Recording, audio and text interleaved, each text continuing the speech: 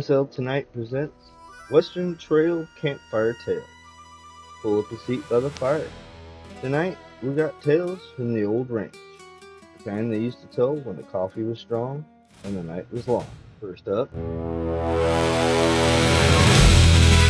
good evening. Welcome to SL Tonight, where we are currently on location here at Camp Edelwood, part of Crixus Dark Carnival. Another fancy location here in our lovely world of second. Well, tonight we're stepping away from the usual noise and sitting with three short stories written by women in the 19th century. The kind of reading material that once filled magazines and bookshelves. Not soft-focused romance, not empty wish fulfillment. Just clear, sharp writing with real atmosphere and weight. Three stories, three different voices. Kate Chopin, Elizabeth Gaskell, and Margaret Oliphant. Settle in, the fire's lit. Let's begin.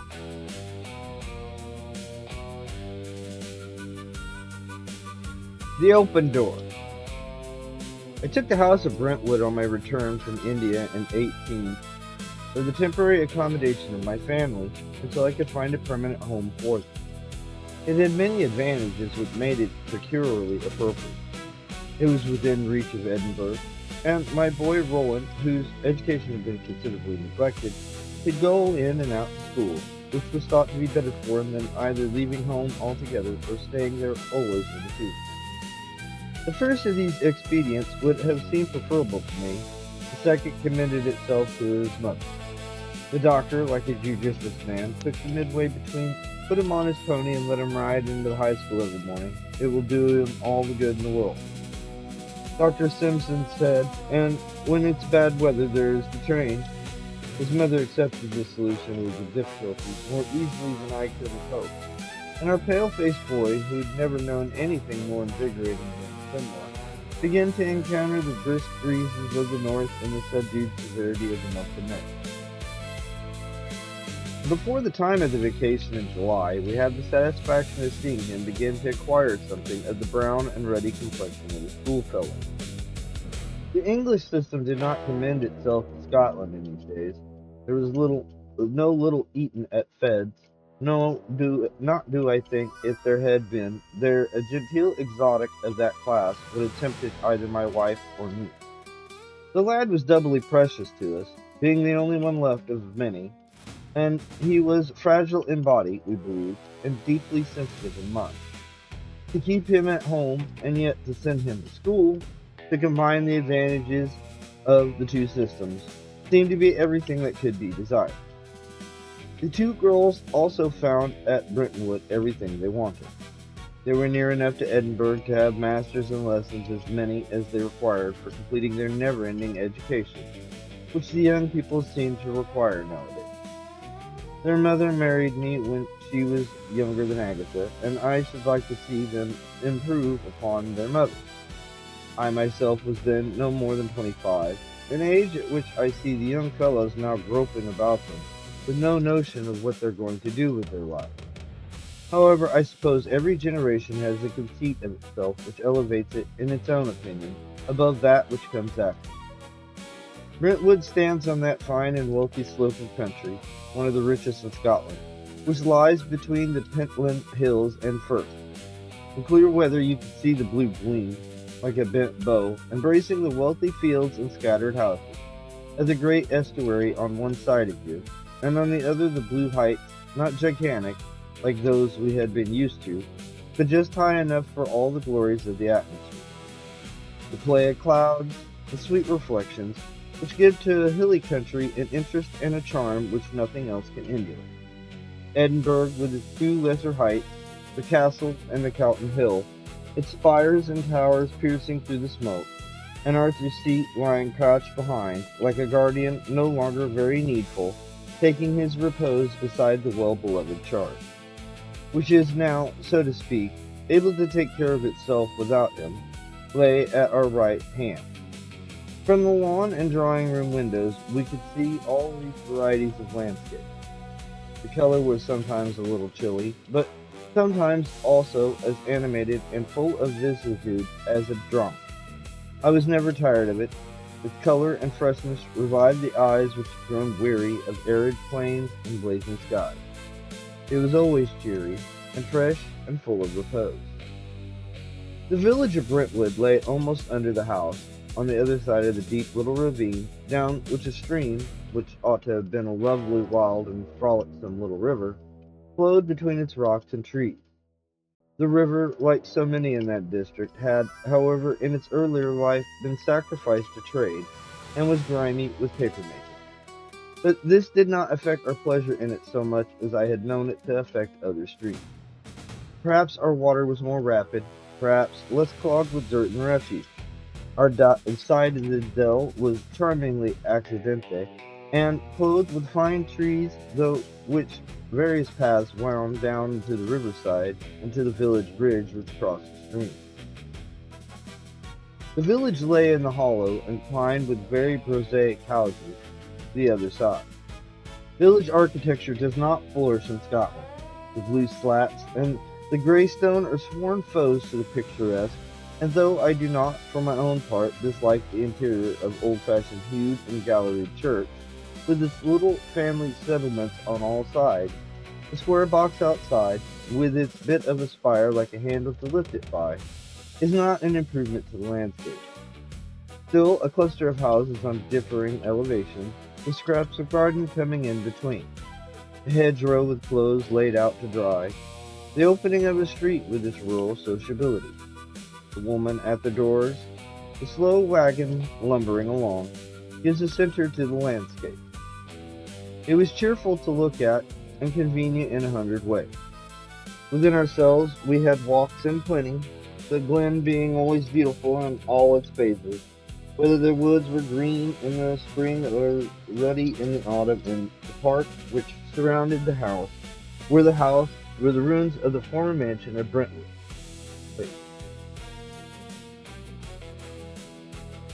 Yeah, a much smaller and less important house than the solid Georgian edifice which we inhabited. The ruins were picturesque, however, and gave importance to the place. Even we, who were but temporary tenants, felt a vague pride in them, as if they'd somehow reflected a certain consequence upon ourselves. The old building had the remains of a tower, an indistinguishable mass of mason work, overgrown with ivy, and the shells of walls attached to this were half filled up with soil. I had never examined it closely, I am ashamed to say. There was a large room, or what had been a large room, with the lower part of the windows still existing, on the principal floor, and underneath other windows which were perfect, though half filled up with fallen soil, and waving with a wild growth of brambles and chance growth of all kinds. This was the oldest part of all. At a little distance there were some very commonplace and disjointed fragments of building. One of them suggested a certain pathos by its very commonness and the complete wreck which it showed. This was the end of a low gable, a bit of grey wall, all encrusted with lichen, in which was a common doorway. Probably it had been a servant's entrance, a back door opening into what are called the offices in Scotland. No offices remained to be entered. Pantry and kitchen had all been swept out of being, but there stood the doorway open and vacant, free to all the winds, to the rabbit, and every wild creature. It struck my eye, the first time I went to Brentwood, like a melancholy comment upon a life that was over.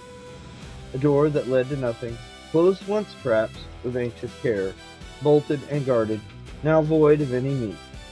It impressed me, I remember, from the first, so perhaps it may be said that my mind was prepared to attach to it an importance which nothing justified. The summer was a very happy period of repose for us all. The warmth of Indian suns was still in our veins. It seemed to us that we could never have enough of the greenness, the dewiness, the freshness of the northern landscape. Even its mists were pleasant to us, taking all the fever out of us and pouring in vigor and refreshment. In autumn, we followed the fashion of the time and went away for change which we did not in the least require. It was when the family had settled down for the winter, where the days were short and dark, and the rigorous rain of frost upon us, that the incidences occurred which alone could justify me in intruding upon the world my private affairs.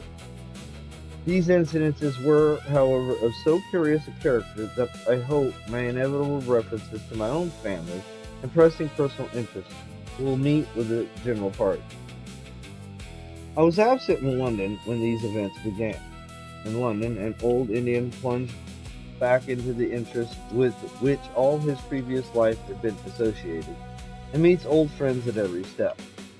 I had been circulating among some half dozen of these, enjoying the return to my former life in shadow, though I had been so thankful in substance to throw it aside, and had missed some of my home letters, what with going down from Friday to Monday to old Benbow's place in the country, and stopping on the way back to dine and sleep at Sellers, and to take a look in across the stables, which occupied another day. It is never safe to miss one's letter. In this transitory life, as the prayer book says, how can one ever be certain what is going to happen? All was well at home.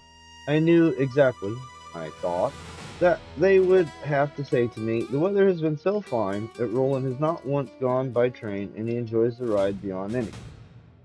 Dear Papa, be sure that you don't forget anything, but bring us so and so, a list as long as my own. Dear girls and dearer mother, I would not for the world have forgotten their commission to have lost their little letters for all the Benbows and Crosses in the world. But I was confident in my home comfort and peacefulness. When I got back to my club, however, 3 or 4 letters were lying for one, upon some of which I noticed the immediate, urgent, which old-fashioned people and anxious people still believe will influence the post office and quicken the speed of the mail. I was about to open one of these when the club porter brought me 2 telegrams, one of which, he said, had arrived the night before. I opened, as was to be expected, the last first, and this is what I read. Why don't you come or answer? For God's sakes, come. He is much worse. This was a thunderbolt to fall upon a man's head who had only one son, and he the light of his eye. The other telegram, which I opened with hands trembling so much that I lost time by my haste, was too much the same purport. No better. Doctor afraid of brain fever. Calls for you day and night. Let nothing detain you. First thing I did was to look up the timetables to see if there was any way of getting off sooner than by the night train, though I knew well enough there was not, and then I read the letters, which furnished, alas, too clearly all the details. They told me that the boy had been pale for some time, with a scared look. His mother noticed it before I left home, but would not say anything to alarm me. This look had increased the day by day, and soon it was observed that Roland came home at a wild gallop to the park, his pony panting and in foam, himself as white as sheet, but with the perspiration streaming from his forehead. For a long time he had resisted all questioning, but at length he had developed such strange changes of mood, showing reluctance to go to school, desire to be fetched in the carriage at night, which was a ridiculous piece of luxury, an unwillingness to go out into the ground, and nervous start at every sound, that his mother had insisted upon an explanation. When the boy, our boy, Roland, who had never known what fear was, began to talk to her of voices he had heard in the park, and shadows that had appeared to him among the rooms, my wife promptly put him to bed and sent for Dr. Simpson, which, of course, was the only thing to do. I hurried off that evening, as may be supposed, with an anxious heart. How I got through the hours before the starting of the train, I cannot tell. We must all be thankful for the quickness of the railway when in anxiety, but to have thrown myself into a post-chaise as soon as horses could be put to would have been a relief. I got to Edinburgh very early in the blackness of the winter morning, and scarcely dared look the man in the face, at whom I guessed, "What news?" My wife had sent the brougham for me, which I concluded, before the man spoke, was a bad sign. His answer was that stereotyped answer which leaves the imagination so wildly free. Just the same. Just the same? What might that mean? The horses seemed to me to creep along the long, dark country road. As we dashed through the park, I thought I heard someone moaning among the trees, and clenched my fist at him, whoever he might be. with fear.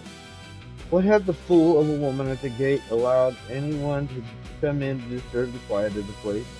If I had not been in such a hot haste to get home, I think I would have stopped the carriage and got out to see what tramp it was that made an entrance and chosen my grounds, of all places in the world, when my boy was that ill, to grumble and groan in.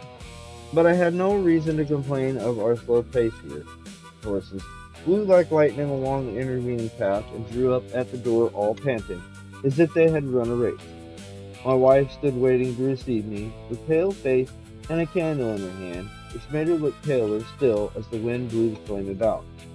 "He is sleeping," she said in a whisper, as if her voice might wake him, and I replied when I could find my voice, also in a whisper, as though the jingling of the horses' furniture and the sound of their hooves must not have been more dangerous. I stood on the steps with her a moment, almost afraid to go in, now that I was here, and it seemed to me that I saw without observing, if I may say so, that horses were unwilling to turn around, though their stables lay that way, or that the men were unwilling. These things occurred to me afterwards, though at the moment I was not capable of anything but to ask questions and to hear the condition of the boy.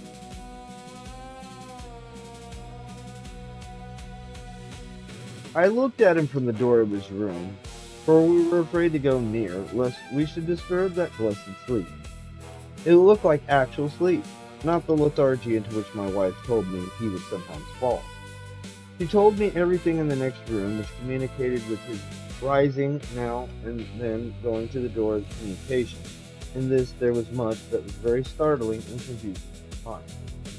It appeared that ever since the winter began, since it was early dark, and night had fallen before his return from school, he had been hearing voices among the rooms. First only a groaning, he said, at which his pony was as much alarmed as he was, but by degrees a voice. The tears ran down my wife's cheeks as she described to me how he would start up in the night and cry out, "Oh, mother, let me in! Oh, mother, let me in!" with a pathos that rent her heart. And she sitting there all the time, only longing to do everything his heart could desire. But though she would try to soothe him, crying, "You're at home, my darling, I am here. Don't you know me? Your mother is here."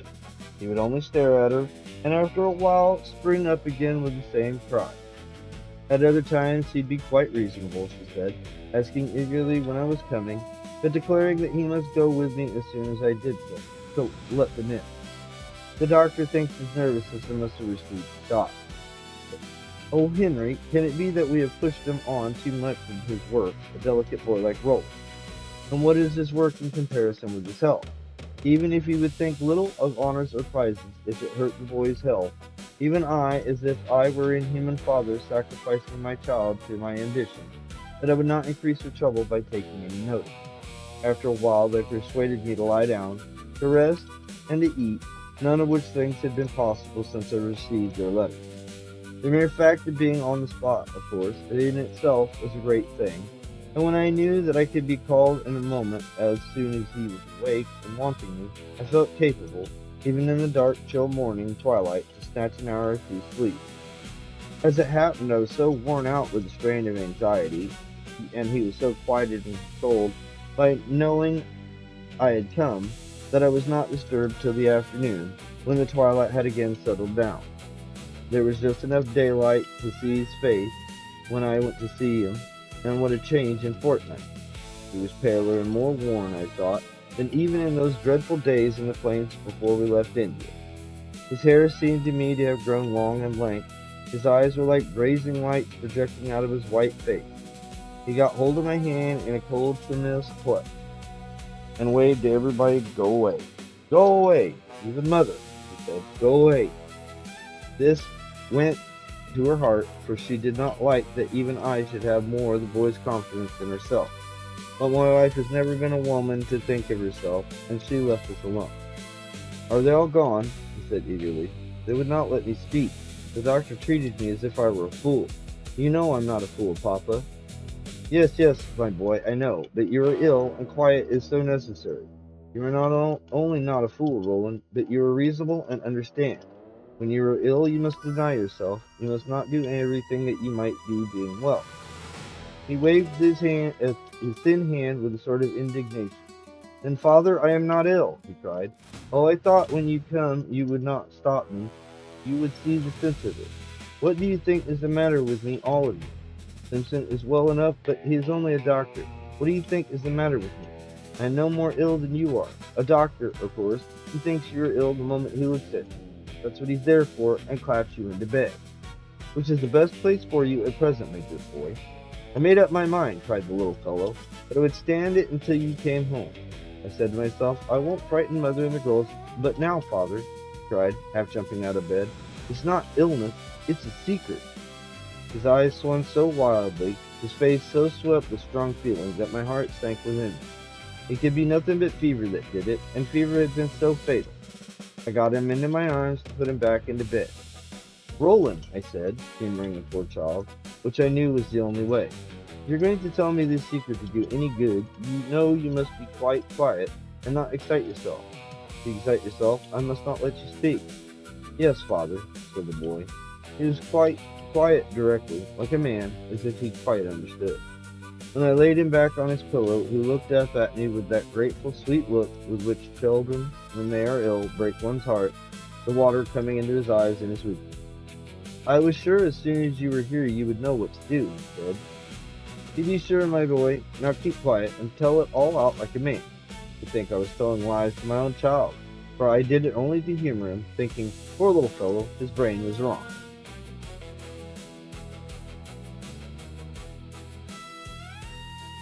Yes, father, there is someone in the park, someone that has been badly used. Hush, my dear, you remember there's be no excitement. Well, who is this somebody, and who has been ill using him? We will soon put a stop to that. All, cried Roland, but it's not so easy as you think. I don't know who it is. It is just a cry.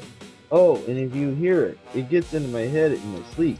I hear it as clear, and they think that I am dreaming, or raving perhaps, the boy said, with a sort of disdainful smile. This look of his perplexed me.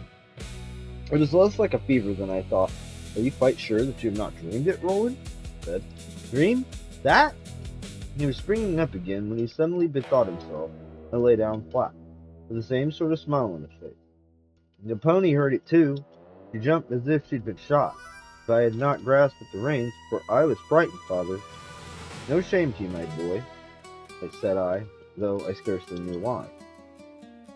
If I hadn't held to her like a leech, she would have pitched me over her head and never drew breath till we were at the door. Did the pony dream it? I said, with a soft disdain, yet indulgence for my foolishness. Then he added slowly, it was only a cry the first time, and all the time before you went away. I wouldn't tell you, for it was so wretched to be frightened. I thought it might be a hare or a rabbit snare, and I went in the morning and looked, but there was nothing. It was after you went I heard it really first, and this is what he said. He raised himself on elbow close to me and looked me in the face. Oh, mother, let me in. Oh, mother, let me in. As he said the words, a mist came over his face, the mouth quivering, with the soft features all melted in pain, and when he had ended these pitiful words, dissolved in a shower of heavy tears. Was it a hallucination? Was it a fever of the brain? Was it the disordered fancy caused by great bodily weakness? How could I tell? I thought it wisest to accept it as if it were all true. This is very touching, Roland, I said. Oh, if you had just heard it, father, I said to myself. If father heard it, he would do something. But Mama, you know, she's given over to Simpson, and that fellow's a doctor and never thinks of anything but clapping him to bed. We must not blame Simpson for being a doctor. No, said my boy, with a delightful tolerance and indulgence. Oh, no, that's the good of him. That's what he's for. I know that. But you are different. You're just father, and you'll do something. Directly, Papa, directly, this very night. Surely, I said. No doubt it is some little lost child. He gave me a sudden swift look, investigating my face as though to see whether after all this was everything my eminence as father came to. No more than that. Then he got a hold of my shoulder, clutching it with his thin hand. Look here, he said, with a quiver in his voice. Suppose it wasn't living at all. My dear boy, how then could you have heard it? He turned away from me with a pettish exclamation, as if he didn't know better than that.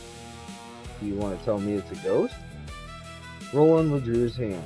His countenance assumed an aspect of great dignity and gravity. A slight quiver remained about his lips. Whatever it was, you always said you were not to call names. It was something in trouble.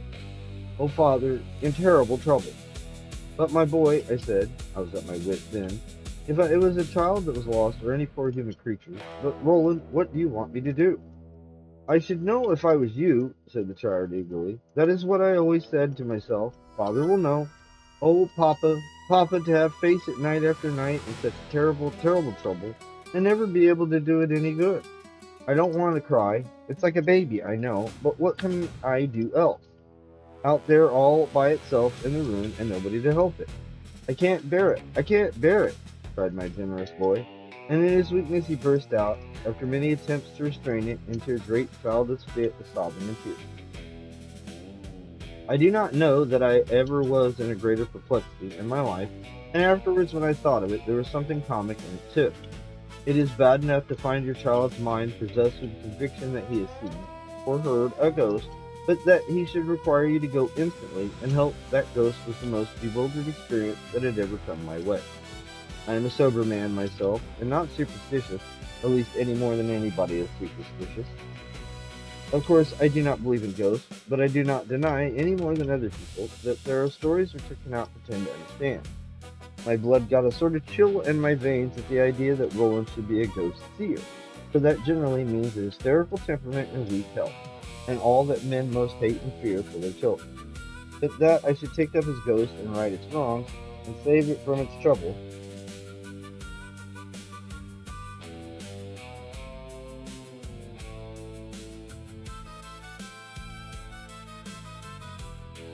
was such a mission as was enough to confuse any man. I did my best to console my boy without giving any promise of this astonishing kind, but he was too sharp for me. He would have none of my caresses. The sobs breaking in at intervals upon his voice, and the raindrops hanging on his eyelids, he yet returned to the charge. It will be there now. It will be there all night. Oh, think, Papa. Think of it was me. I couldn't rest for thinking of it. Don't, he cried, putting away my hand. Don't! You go and help it, and Mother can take care of me. But Roland, what can I do? My boy opened his eyes, which were large with weakness and fever, and gave me such a smile such, I think, as sick children only know the secret. I was sure you would know as soon as you came. We said, Father will know, and Mother, he cried, the softening of repose upon his face, his limbs relaxing, form sinking with a luxurious ease in his bed. Mother can come and take care of him. I called her and saw him turn to her with the complete dependence of a child, and then I went away and left them, as perplexed a man as any in Scotland. I must say, however, I had this consolation, that my mind was greatly eased about Roland. He might be under a hallucination, but his head was clear enough, and I did not think him so ill as everybody else did. The girls were astonished even at the ease with which I took him. How do you think he is? I said in a breath, coming round me, laying hold of me. Not half so little as I expected, I said. Not very bad at all. Oh, Papa, you are a darling, cried Agatha, kissing me, and crying upon my shoulder, while little Jean, who was as pale as Roland, clasped both her arms around mine, and could not speak at all. I knew nothing about it, not half so much as Simpson, but they believed in me, and they had a feeling that would all go right now. God is very good to you when your children look to you like that. It makes one humble, not proud. I was not worthy of it, and then I recollect that I had to act a part of a father's Roland's ghost. This made me almost laugh, so I might just as well have cried. It was the strangest mission that I ever was entrusted to mortal man. It was then I remembered suddenly the looks of the men when they turned to take the Brougham to the stables in the dark that morning. They had not liked it, and the horses had not liked it. I remembered that even in my anxiety about Roland, I had heard them tearing along the avenue back to the stables, and had made a memorandum mentally that I must speak of it. It seemed to me that the best thing I could do was go to the stables now and make a few inquiries. It's impossible to fathom the minds of rustics. There might be some devilry of practical joking, for anything I knew, or they might have some interest in putting up bad reputation for the Brentwood Avenue. It was getting dark by the time I went out, and nobody who knows the country will need to be told how black it is in the darkness of a November night under high laurel bushes and yew trees. I walked into the heart of the shrubberies 2 or 3 times, not seeing a step before me, till I came out upon the broader carriage road, where the trees opened a little, and there was a faint gray glimmer of sky visible, under which the great limes and elms stood darkling like ghosts, but it grew black again as I approached the corner where the ruins lay. Both eyes and ears were on the alert, as may be supposed, but I could not see nothing in the absolute gloom, and so far as I could recollect, I heard nothing. Nevertheless, there came a strong impression upon me that somebody was there. It is a sensation which most people have felt. I have seen when it has been strong enough to awake me out of sleep, since that someone was looking at me. I suppose my imagination had been affected by Roland's story, and the mystery of the darkness is always full of suggestion. I stamped my feet violently on the gravel to rouse myself and called out sharply, "Who's there?" Nobody answered, nor did I expect anyone to answer, but the impression had been made. I was so foolish that I did not like to look back, but went sideways, keeping an eye on the gloom behind. It was with great relief that I spied the light in the stables, making a sort of oasis in the darkness. I walked very quickly into the midst of the lighted and cheerful place, and thought the clank of the groom's pail one of the pleasantest sounds I had ever heard. The coachman was ahead of his little colony, and it was to his house I went to pursue my investigation. He was a native of the district and had taken care of the place in the absence of the family for years. It was impossible but that he must know everything that was going on and all the traditions of the place. The men, I could see, eyed me anxiously when I thus appeared at such an hour among them, and followed me with their eyes to Jarvis's house, where he lived alone with his old wife, their children being all married and not in the world. Miss Jarvis met me with anxious questions. I was a poor young gentleman. If the others knew, I could see by their faces, that not even this was the foremost thing in my mind. Noises? Oh, yea, there'd be noises. Wind in the trees and the water sliding down the glen. As for tramps, Cornell, no, there's little of that kind of cattle about here, and men's at the gates careful body. Jarvis moved about with some embarrassment from one leg to another as he spoke. He kept in the shade and did not look at me more than he could help. Evidently his mind was perturbed, and he had reasons for keeping his own counsel. His wife sat by, giving him a quick look now and then, but saying nothing. The kitchen was very snug and warm and bright, as different as it could be from the chill and mystery of the night outside. "I think you're trifling with me, Jarvis," he said. "Trifling? Cornell? No, me. What would I trifle for? If the devil himself was in the old house, I'd have no interest in the one way or the other." "Sandy, hold your peace," cried his wife impertinently. "What am I holding my peace for? Wait, the colonel's standing here asking questions. I'm saying it's the devil himself, and I'm telling you hold your peace," cried the woman, in great excitement. "Dark November weather and lang niches and that kin and limpkin, and dower ye name, a name that shouldn't be spoken." She threw down her stockings and got up, also in great agitation. "I tell you never keep it. There's no thing that we'll hide and hail to kins as weel as you or me. Till the Cornell straight out or see, I'll do it. I didn't hold you with your secrets, and secret that hell to kin." Snapped her fingers with an air of large disdain. As for Jarvis, ruddy and big as he was, he shrank to nothing before this decided woman. He repeated to her 2 or 3 times her own adjuration, "Hold your peace," and suddenly, changing his tone, cried out, "Tell him then, confound ye! I'll wash my hands of it. If the ghosts of Scotland were in the old house, it's their own concern of mine." After this, I elicited without much difficulty the whole story. In the opinion of the Jarvises and everybody about, the certainty that the place was haunted was beyond all doubt. As Sandy and his wife warmed to the tale, one tripping up another in their eagerness to tell everything, it gradually developed as distinct a superstition as I'd ever heard, and not without poetry and pathos. As long as it was since the voice had been heard first, nobody could tell it with certainty. Jarvis's opinion was that his father, who had been coachman at Brentwood before him, had never heard anything about it, and that the whole thing had arisen in the last 10 years with the complete dismantling of the old house, which was a wonderfully modern date for a tale so well authenticated. According to these witnesses, and to several whom I questioned afterwards, and who were all in perfect agreement, it was only in the months of November and December that the visitation occurred. During these months, the darkest of the year, scarcely a night passed without the recurrence of these inexplicable crimes. Nothing, it was said, had ever been seen, at least nothing that could be identified. Some people, bolder and more imaginative than the others, had seen the darkness move. Jarvis said, with unconscious poetry, it began when night fell and continued at intervals till daybreak. Very often it was only all inarticulate cry and moaning, but sometimes the words which had taken possession of my poor boy's fancy had been distinctly audible. "Oh, mother, let me in." The Jarvises were not aware that there had ever been any investigation into it. The estate of Brentwood had lapsed into the hands of a distant branch of the family who had lived but little there, and of many people who had taken it, as I had done, few had remained through to December. And nobody had taken the trouble to make a very close examination into the facts. "No, no," Jarvis said, shaking his head. "No, no, Cornell. What was his let themselves up for a laughing stock to all the countryside, making them work about ghosts. Nobody believes in ghosts. He bid to the wind in the trees," the last gentleman said, with some effect, "over the water rustling among the rocks."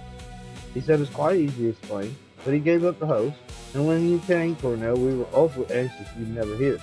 What for should I have food, the bargain, and harm the property for no thing? "Do you call my child's life nothing?" I said, in the trouble of the moment, unable to restrain myself.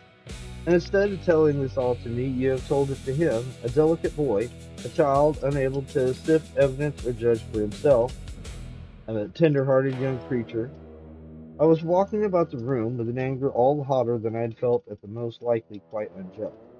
My heart was full of bitterness against the stolid retainers of a family who were content to risk other people's children in comfort rather than let a house be empty. If I had been warned, I might have taken precautions, or left the place, or sent rolling away. 100 things which now I could not do, and here I was with my boy in brain fever, and his life, the most precious life on earth, hanging in balance, depending on whether or not I could get to the reason of a commonplace ghost story. I paced about in high wrath, not seeing what I was to do, or to take rolling away, even if he were able to travel, would not settle his agitated mind, and I feared even that a scientific explanation of refracted sound or reverberation or any other easy certainties with which we elder men are silent would have very little effect upon the boy. "For now," said Jarvis solemnly, "and still bear me witness, the young gentleman never heard a word from me, no, nor from either groom or gardener. I give ye my word for that. In the first place, he's no lad that invites you to talk. There are some that are, and some that aren't. Some will draw you on and tell clatter of the tune, and ye ken and whiles mair, but Master Roland, his mind's full of his book. His eyes civil and kind, and fine lad, but no that sort. And you see, it's for our interest, Cornell, that you should stay at Brentwood. I took it upon myself to pass the word, not a syllable to Master Roland, nor to the young laddie, not a syllable. The women servant, they have little reason to be out at night, ken little or nothing about it, and some think it grand to have a ghost so long as there's no in the way of coming across it. If you'd been told the story to begin with, maybe you would have thought so yourself." This is true enough, though it did not throw any light upon my perplexity. If we had heard it to start with, it's possible that all the family would have considered the possession of a ghost a distinct profanity. It is the fashion of the time. We never think that what risk is to play with young imaginations, but cry out in the fashion of a jargon, "A ghost!" Nothing else was wanted to make it put. I should not have been above this myself. I should have smiled, of course, at the idea of a ghost after all, but then to feel that it was mine would have pleased my vanity. Oh yes, I claimed no exemption. Girls would have been delighted. I could fancy their eagerness, their interest and excitement. No, if we had been told, it would have done no good. We should have made the bargain all the more eagerly, the fools that we are. And there have been no attempt to investigate it, to see what it really is. "Aye, Cornell," said the coachman's wife. "I would investigate, if you call it, a thing that nobody believes in. You would be laughing stock to the countryside, as my man says." "But you believe in it," I said, turning upon her hastily. The woman was taken by surprise. She made a step backward out of my way. "Lord, Cornell, how you fritching a body? Me? There are awful strange things in the world. An unlearned person doesn't ken what to think. But the minister and the gentry, they just laugh in your face. Inquire into a thing that is not. No, you just let it be." "Come with me, Jarvis," I said hastily, "and we'll make an attempt to at least. Say nothing to the men or to anybody. I'll come back after dinner, and we'll make a serious attempt to see what it is, if anything. If I hear it, which I doubt, you may be sure I shall never rest till I make it out. Be ready for me about 10 o'clock. Me, Cornell, Jarvis said in a faint voice. I had not been looking at him in my own preoccupation, but when I did so, I found the greatest change to come over the fat and ruddy coat. Me, Cornell, he repeated, wiping the perspiration from his brow. His ruddy face hung in flabby folds, his knees knocked together, his voice seemed half extinguished in his throat. Then he began to rub his hands and smile upon me in a depreciating, imbecile way. There's nothing I wouldn't do to please you, Cornell, taking a step further back. I'm sure she can. I said I never had to do with a fair, well-spoken gentleman. Here Jarvis came to a pause, again looking at me, rubbing his hand. Well, I said. But I, sir, he went on, with the same imbecile yet insinuating smile.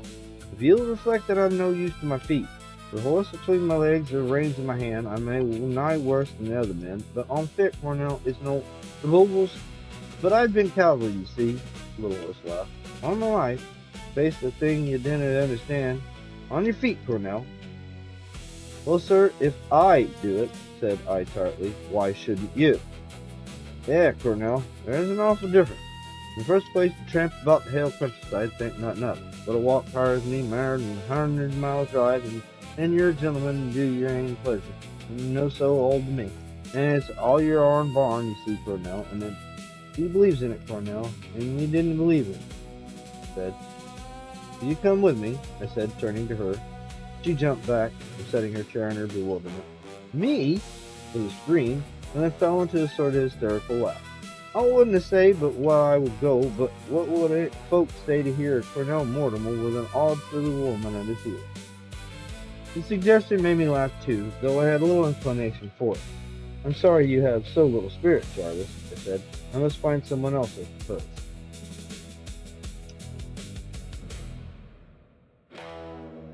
Jarvis, touched by this, began to remonstrate, but I cut him short.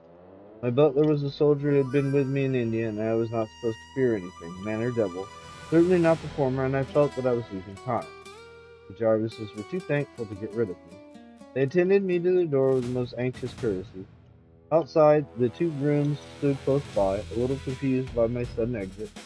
I don't know if perhaps they'd been listening, or at least standing as near as possible, to catch any scrap of the conversation.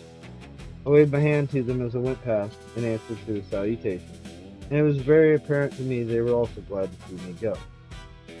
And it will be thought very strange, but I would be weak not to add, that I myself, though bent on the investigation I have spoken of, pledged to roll and to carry it out, and feeling that my boy's health, perhaps his life, depended on the results of my inquiry. I felt the most unaccountable reluctance to pass these rooms on my way home. My curiosity was intense, and yet it was all my mind could do to pull my body along. I dare say the scientific people would describe it the other way, and attribute my cowardice to the state of my stomach. I went on, but if I had followed my impulse, I should have turned and bolted. Everything in me seemed to cry out against it. My heart thumped, my pulses all began, like sledgehammers, beating against my ears in every sensitive part. It was very dark, as I have said. The old house with its shapeless tower loomed a heavy mass through the darkness, which was not only entirely so solid as itself. On the other hand, the great dark cedars of which were so proud seemed to fill up the night. My foot strayed out of the path in my confusion and gloom together, and I brought myself up with a cry as I felt myself knocked against something solid. What was it? Contact with hard stone and lime and prickly bramble bushes restored me a little to myself. Oh, it's only the old gable, I said aloud with a little laugh to reassure myself. The rough feeling of the stones reconciled. As I groped about thus, I shook off my visionary followers. It was so easily explained as that I should have strayed from the path in the darkness. It brought me back to a common existence as if it had been shaken by a wise hand out of all the silliness of superstition. How silly it was, after all. What did it matter which path I took?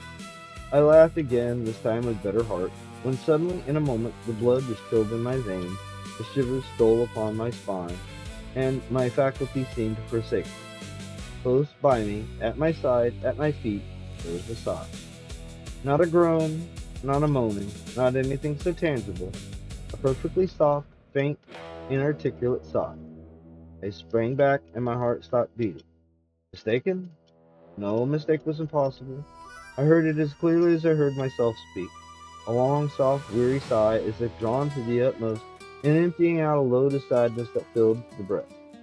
To hear this in the solitude, in the dark, in the night, though it was still early, had an effect which I cannot describe.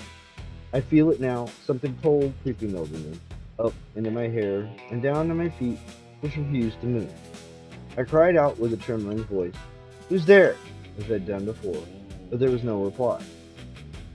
I got home, I don't quite know how, but in my mind there was no longer any indifference as to the thing, whatever it was, that haunted these rooms.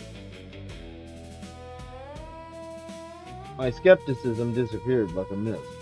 I was as firmly determined that there was something as rolling. I did not for a moment pretend to myself that it was possible I could be deceived. There were movements and noises which I understood all about, crackling of small branches in the frost, and little rolls of gravel on the path, such as have very eerie sounds sometimes, and perplex you with wonder as to have done it, when there's no real mystery. But I assure you all these little movements of nature don't affect you one bit when there is something. I understood them. I did not understand the sigh. There was not simple nature, there was meaning in it, feeling, the soul of a creature invisible. This is the thing that human nature trembles at, creature invisible, yet with sensations, feelings, power somehow of expressing itself. Bagley was in the hall as usual when I went out. He was always there in the afternoon, always with the appearance of perfect occupation, yet so far as I know, never doing anything. The door was open, so that I hurried in without any pause, breathless, but the sight of his calm regard, as he came to help me off with my overcoat, subdued me in a moment. Anything out of the way, anything incomprehensible, faded to nothing in the presence of Bagley. You saw and wondered how he was made, parting of his hair, the tie of his white neckcloth, the fit of his trousers, all perfect as works of art. But you could see how they were done, which makes all the difference. I flung myself upon him, so to speak, without wanting to note the extreme unlikeliness of the man to anything of the kind I meant. "Bagley," I said, "I want you to come out with me tonight to watch for poachers, Colonel?" he said, feeling his pleasure running all over him. "No, Bagley, a great deal worse," I cried. "Yes, Colonel, at what hour, sir?" the man said, but then I had not told him what it was.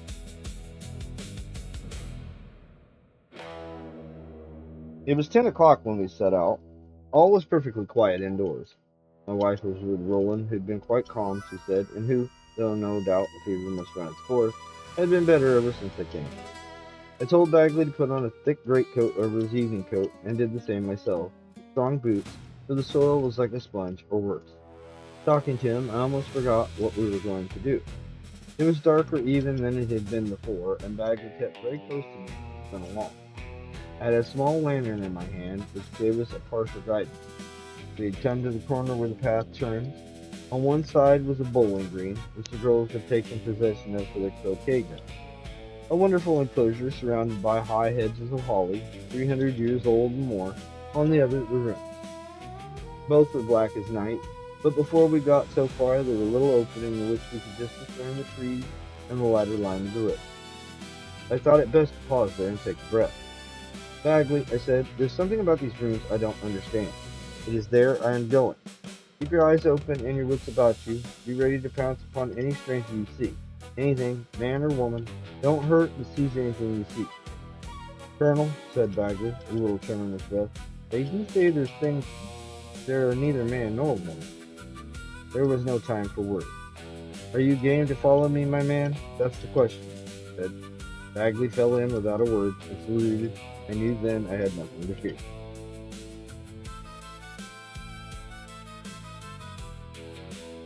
The sounds, the crackling of twigs, the roll of a pebble, the sound of some rustling of the dead leaves, a creeping creature on the grass, were audible when you listened. All mysterious enough when your mind is disengaged, but to me cheering now as signs of the livingness of nature, even in the death of the frost. As we stood there, came up from the trees in the gloom the prolonged hoot of an owl. Bagley started with alarm, being a state of general nervousness and not knowing what he was afraid of. but to me the sound was encouraging and pleasant, being so comprehensible. "An owl," said under my breath. "Yes, Colonel," said the Bagley, his teeth chattering. We stood still about 5 minutes, while it broke into the still brooding of the air, sound widening out in circles, dying upon the darkness. The sound, which is not a cheerful one, made me almost gay. It was natural and relieved the tension of my mind. I moved on with new courage, my nervous excitement calmed me down. When all at once, quite suddenly, close to us, at our feet, there broke out a cry. I made a spring backward in the first moment of surprise and horror, and in doing so came sharply against the same rough masonry and brambles that had struck me before. This new sound came upward from the ground, a low moaning, wailing voice full of suffering and pain. The contrast between it and the hoot of the owl was indescribable.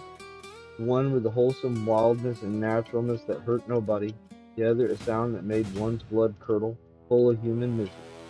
With a great deal of fumbling, for in spite of everything I could do to keep up my courage, my hands shook, I managed to remove the slide of my lamp. The light leaped out like something living and made the place visible in a moment.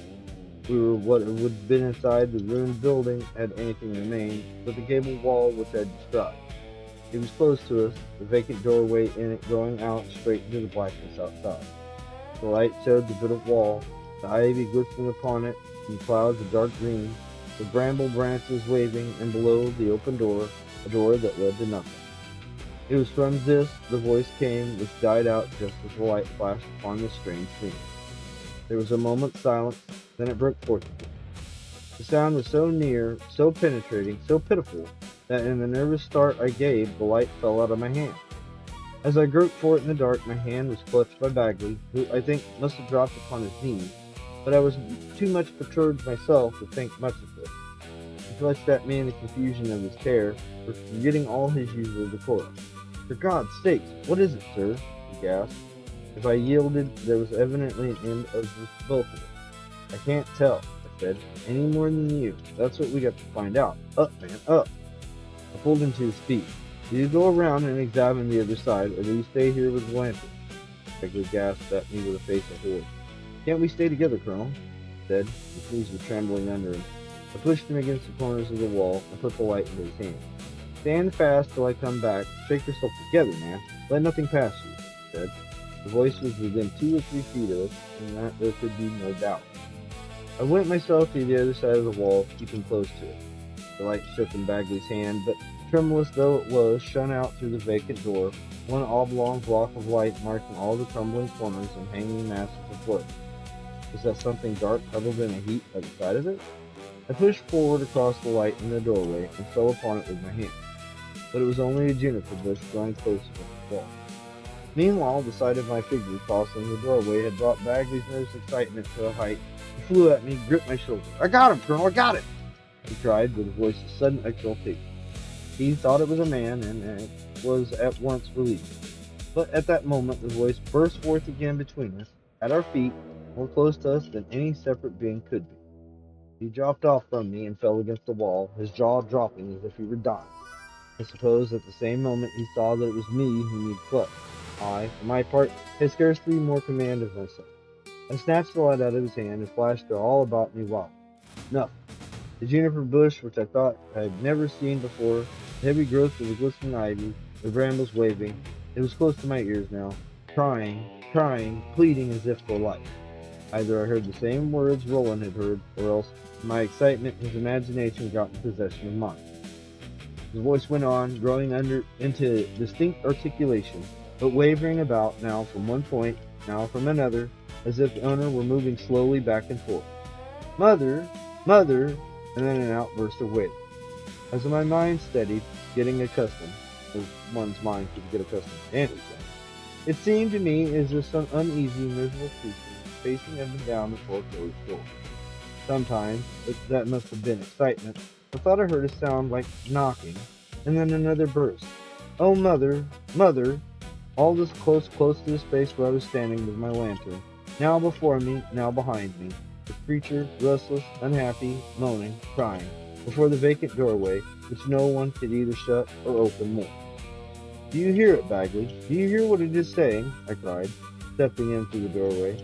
He was lying against the wall, his eyes glazed, half dead with terror. He made a motion of his lips as if to answer me, but no sounds came out. Then he lifted his hand with a curious imperative movement as if ordering me to be silent and listen. And how long I did so I cannot tell. I began to have an interest, an exciting hold upon me, which I could not describe. It seemed to call up visibly a scene anyone could understand. Something shut out, restlessly wandering to and fro. Sometimes the voice dropped as if throwing itself down, sometimes wandered off a few paces, growing sharp and clear. "Oh, mother, let me in! Oh, mother, mother, let me in! Oh, let me in!" Every word was clear to me. No wonder the boy had gone wild with pity. I tried to steady my mind upon Roland, upon his conviction that I could do something, but my mind swam with excitement, even when I partially overcame the terror. At last the words died away, and there was a sound of sobs and moans. I cried out, "In the name of God, who are you?" There was a kind of feeling in my mind that to use the name of God was profane, seeing that I did not believe in ghosts or anything supernatural, but I did it all the same, and waited, my heart giving a leap of terror lest there should be a reply. Why this should have been, I cannot tell, but I had a feeling that if there was an answer, it would have been more than I could bear. But there was no answer. The moaning went on, and then, as if it had been real, the voice rose a little higher again. The voice recommenced, "Oh, mother, let me in! Oh, mother, let me in!" with an expression that was heartbreaking to hear. As if it had been real. What do I mean by that? I suppose I got less alarmed as the thing went on. I began to recover the use of my senses. I seemed to explain it all to myself by saying that this had happened once. This is a recollection of a real scene. Why, there should have been something quite satisfactory and composing in this explanation I cannot tell, but so it was. I began to listen almost as if it had been a play, forgetting Bagley, who I almost think had fainted, leaning against the wall. I was startled out of the strange spectatorship that had fallen upon me by the sudden rush of something which made my heart jump once more. A large, black figure in the doorway waving a sign. "Come in! Come in! Come in!" shouted out hoarsely at the top of a deep-bass voice, and then poor Bagley fell down senseless across the threshold. He was less sophisticated than I. He had not been able to bear it any longer. I took him for something supernatural, as he took me, and it was some time before I awoke to the necessities of the moment. I remembered only after that from the time I began to give my attention to the man, I heard the other voice no more. It was some time before I brought him to. It must have been a strange scene, the lantern making a luminous spot in the darkness, the man's white face lying on the black earth, I over him doing what I could for him. Probably I should have been thought to have been murdering him had anyone seen it. When at last I succeeded in pouring a little brandy down his throat, he sat up and looked about him wildly. "What's up?" he said. Then recognizing me, he tried to struggle to his feet with a faint. "Beg your pardon, Colonel. I got him home as best I could, making him lean upon my arm." The great fellow was as weak as a child. Fortunately, he did not for some time remember what had happened. From the time Bagley fell, the voice had stopped, and all was still. "You got an epidemic in your house, Colonel," Simpson said to me next morning.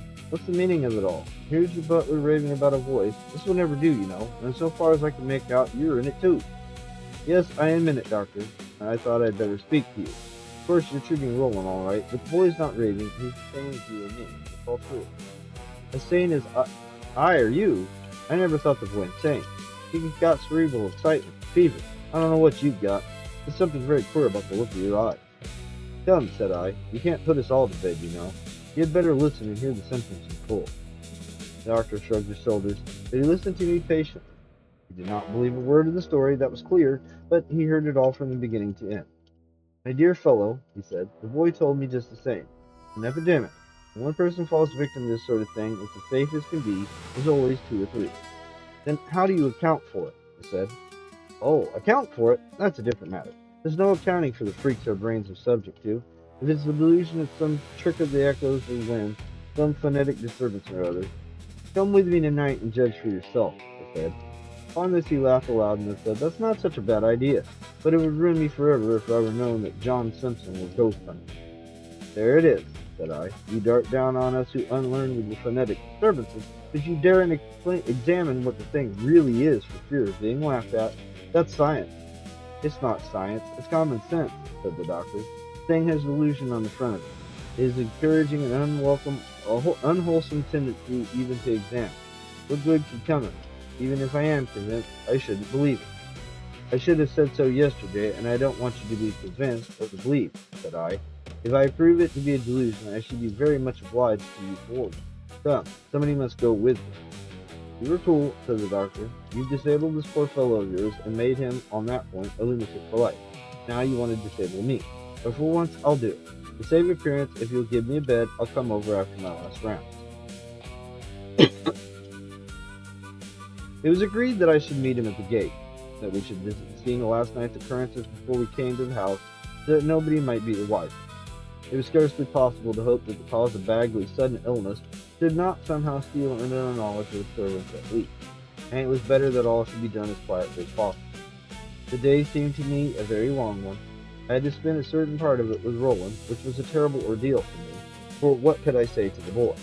The improvement continued, but he was still in a very precarious state, and the trembling vehemence which he turned to me when his mother left the room filled me with alarm. Father, he said quietly, yes, my boy, I am giving my best attention to it. All is being done that I can do. I cannot come to any conclusions yet. I am neglecting nothing he said. He cried. What can I not do was to give his active mind any encouragement to dwell upon the mystery. It was a hard predicament, for some satisfaction had to be given. He was looking at me very wistfully, the great blue eyes which shone so large and brilliant out of his white, long face. You must trust me, I said. Yes, father.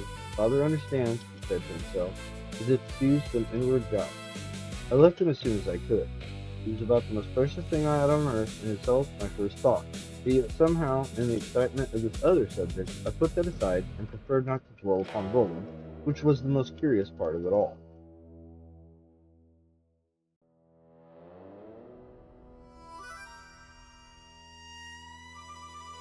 Okay.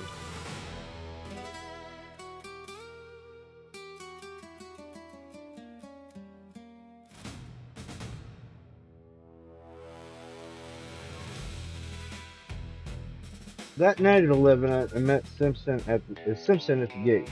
He'd come by train, and I let him in gently myself. I'd been so much absorbed in the coming experiment that I passed the rooms in going to meet him, almost without thought. If you can understand that, I had my lantern, and he showed me a coil of taper which he had ready for use. There's nothing like light, he said, in his scoffing tone. It is a very still night, scarcely a sound, but not so dark. We could keep the path without difficulty as we went along. As we approached the spot, we could hear a low moaning, broken occasionally by a bitter cry. Perhaps that is your voice, said the doctor. I thought it must be something of the kind. As a poor brute caught in some of these infernal traps of yours, you'll find it among the bushes somewhere. I said nothing. I felt no fear, but a triumphant satisfaction in what was to follow. I led him to the spot where Bagley and I had stood on the previous night. All was silent as a winter night could be. So silent that we heard far off the sounds of the horses in the stable, the shutting of the window at the house. Simpson lighted his taper and went peering about, poking into all corners. We looked like two conspirators lying in wait for some unfortunate traveler, when not a sound broke the quiet. The moaning had stopped before we came up. A star or two shone over us in the sky, looking down as if surprised at our strange pursuit. Dr. Simpson said nothing but uttered subdued laughs under his breath. I thought as much, he said. Just the same as with tables and other kinds of ghostly apparatus. The skeptic's presence stops everything. When I am present, nothing ever comes off. How long do you think it will be necessary to stay here? Oh, I don't complain. Only when you are satisfied, I am quite. I will not deny that I was disappointed beyond measure by this result. It made me look like a credulous fool. It gave the doctor such a pull over me as nothing else could. I should point all his morals for years to come, and his materialism and skepticism would be increased beyond endurance. It seems, indeed, I said, that there is to be no manifestation, he said, laughing. That is what all the mediums say. No manifestations in consequence of the presence of the unbeliever. His laugh sounded very uncomfortable to me in the silence. It was now near midnight. That laugh seemed the signal. Before it died away, the moaning we had heard before was resumed. It started from some distance off, then came toward us, nearer and nearer, like someone walking along and moaning to himself. There could be no idea now that it was a hare caught in a trap. The approach was slow, like that of a weak person with little halts and pauses. I heard it coming along the grass straight towards the vacant doorway. Simpson had been a little startled by the first sound.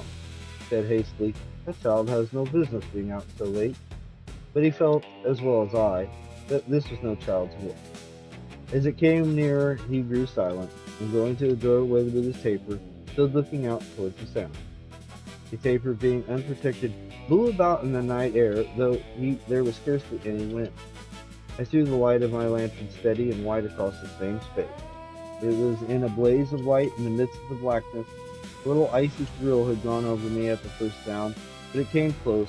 I confess that my only feeling was satisfaction. The scoffer could scoff no more. The light touched his own face and showed a very perplexed countenance. If he was afraid, he concealed it with great success, but he was perplexed. And then all that happened on the previous night was enacted once more. It fell strangely upon me with a sense of repetition. Every cry, every sob seemed the same as before. I listened almost without any emotion at all in my own person, thinking of its effect upon Simpson. He maintained a very bold front, on the whole. All that coming and going of the voice was, if our ears could be trusted, exactly in front of the vacant blank doorway, blazing full of light, which caught and shone in the glistening leaves of great hollies at a little distance. Not a rabbit could have crossed the turf without being seen, but there was none. After a time, Simpson, with a certain caution and bodily reluctance, as it seemed to me, went out as his roll of taper into his face. His figure showed against the holly in full outline. Just at this moment the voice sank, as it was its custom, and seemed to fling itself down on the door. Simpson recoiled violently as if someone had come up against him, then turned and held his taper low as if examining something. "Do you see anybody?" I cried in a whisper, feeling the chill of nervous panic steal over me at this action. "It's nothing but a confounded juniper bush." This I know very well to be nonsense, for the juniper bush is on the other side.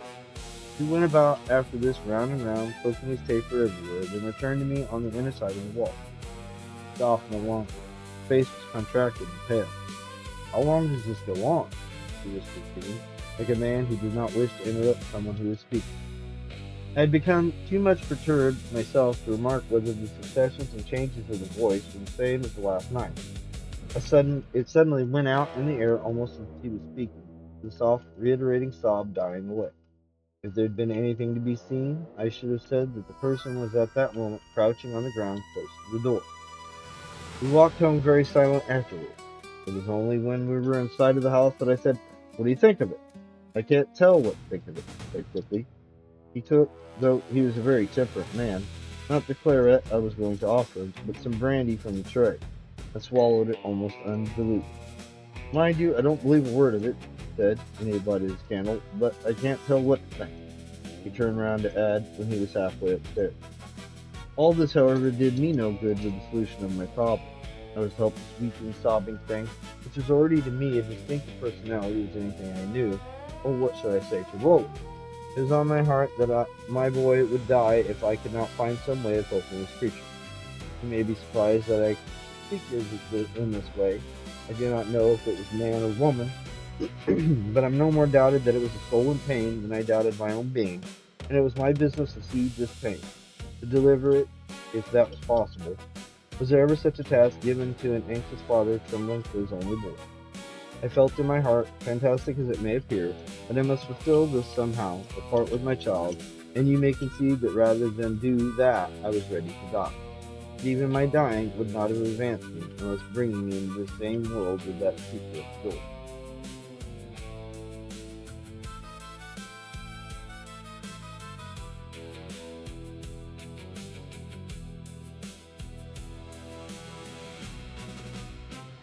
Next morning, Simpson was out before breakfast and came in with evident signs of the damp grass on his boots and a look of worry and weariness which did not say much for the night he had passed.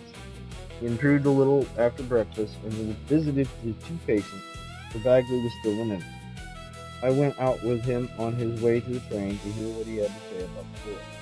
"He's going on very well," he said. "There's no complications as yet, but mind you, he's not a boy to be trifled with, Warner. Not a word to him about last night. I had to tell him then of my last interview with Roland, and of the impossible demand he had made upon me, for which, though he tried to laugh, he was very much discomposed, as I could see. We must just perjure ourselves all around, he said, and swear you exercised it. But the man was too kind-hearted to be satisfied. It's frightfully serious for you, Mortimer. I can't laugh as I should like to. I wish I saw a way out of it for your sake. By the way, he added shortly, did you notice that juniper bush on the left-hand side? There was one on the right-hand side of the door. I noticed you made that mistake last night. Mistake? He cried with a curious low laugh, pulling up the collar of his coat as though he felt the cold. There's no juniper there this morning, left or right. Let's go and see. As he stepped into the train a few moments after, he looked back upon me and beckoned me for a parting word. I'm coming back tonight, he said.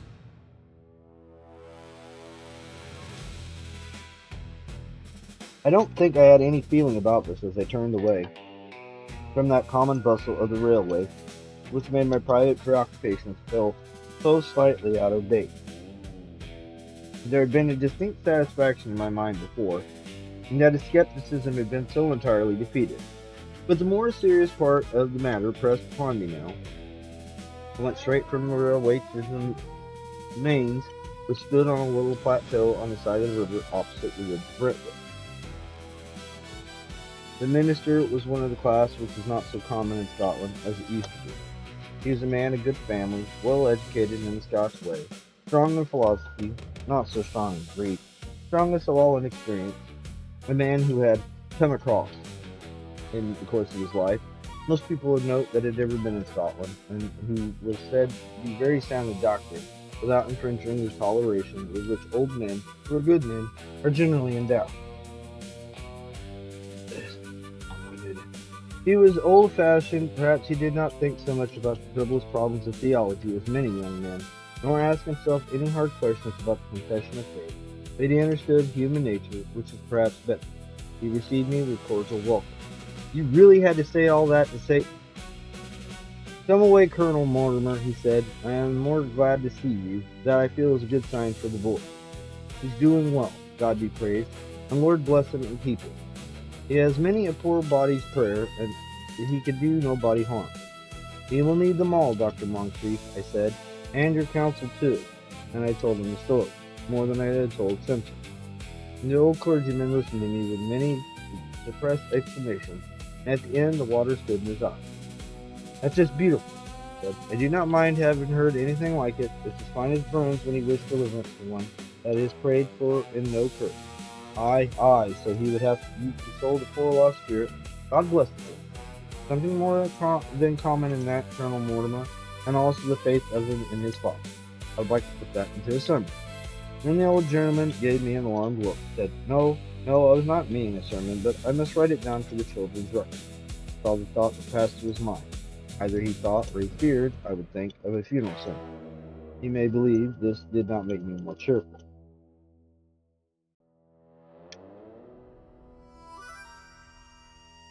I can scarcely say that Dr. Moncrief gave me any advice. How could anyone advise on such a subject?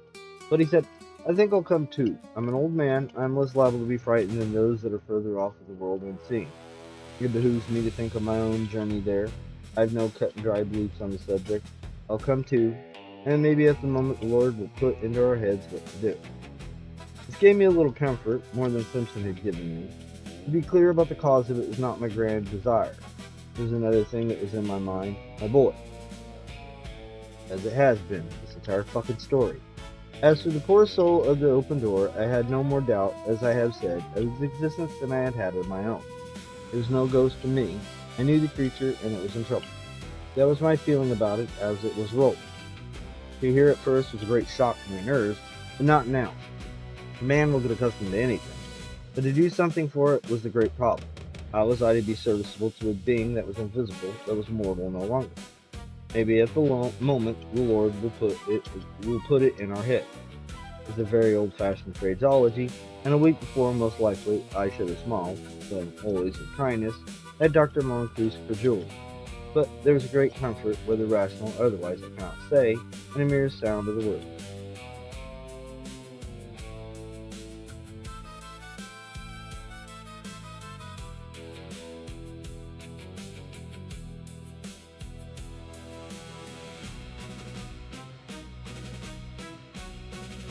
The road to the station and the village lay through the glen, not by the ruins, but through the sunshine and fresh air, and the beauty of the trees and the sound of the water were all very soothing to the spirit. My mind was so full of my own subject that I could not refrain from turning to the right hand as I got to the top of the glen and going straight to a place which I may call the scene of all my thoughts. I was lying full in the sunshine, taking like all the rest of the world. The ruined gable looked due east, and in the present aspect of the sun the light streamed down through the doorway as our lantern had done, throwing a flood of light upon the damp grass beyond. There was a strange suggestion in the open door, so futile, a kind of emblem of vanity, all free around such as go where you please, that way of entrance unnecessary, leading to nothing. And why any creature should pray and weep to get in, to nothing, or be kept out, by nothing, you cannot dwell upon it, or it made the brain go round. And then I saw what he had said. Right or left, there was no juniper at all. I was confounded by this, though it was entirely a matter of detail, nothing at all, a bush of brambles waving, the grass growing up to very walls, but after all, there gave me a shock for a moment. What did that matter? There were marks as if a number of footsteps had been up and down in front of the door, but these might have been our steps, and all was bright and peaceful and still. I poked about the other room, the larger rooms of the old house, for some time as I had done before. There were marks upon the grass here and there. I could not call them footsteps, all about, but that told for nothing one way or the other. I examined the ruined rooms closely the first day. They were half filled up with soil and debris, withered brackens and brambles, no refuge for anyone there. It vexed me that Jarvis should see me coming from that spot when he came up to me for his orders. I don't know whether my nocturne expeditions had gotten wind among the servants, but there was a significant look in its face. Something in it I felt was like my own sensation when Simpson was in the midst of his skepticism was struck dumb. Jarvis felt satisfied that his veracity had been put beyond question. I never spoke to a servant of mine in such peremptory tone before. I sent him away with "flea in his glove," as the man described it afterwards. Interference of any kind was intolerable to me at such a moment. Simpson came out to dinner, and when the house was all still and most of the servants had bed, we went out and met Dr. Moncrief, as we had appointed, at the head of the glen. Simpson, for his part, was disposed to scoff at the doctor. "If there are to be any spells, I'll cut the whole concern," he said. I did not make him any reply. I had not invited him. He could go or come as he pleased. He was very talkative, far more than so suited my humor as we went on. One thing is certain, there must be some human agent. It is all bosh about apparitions.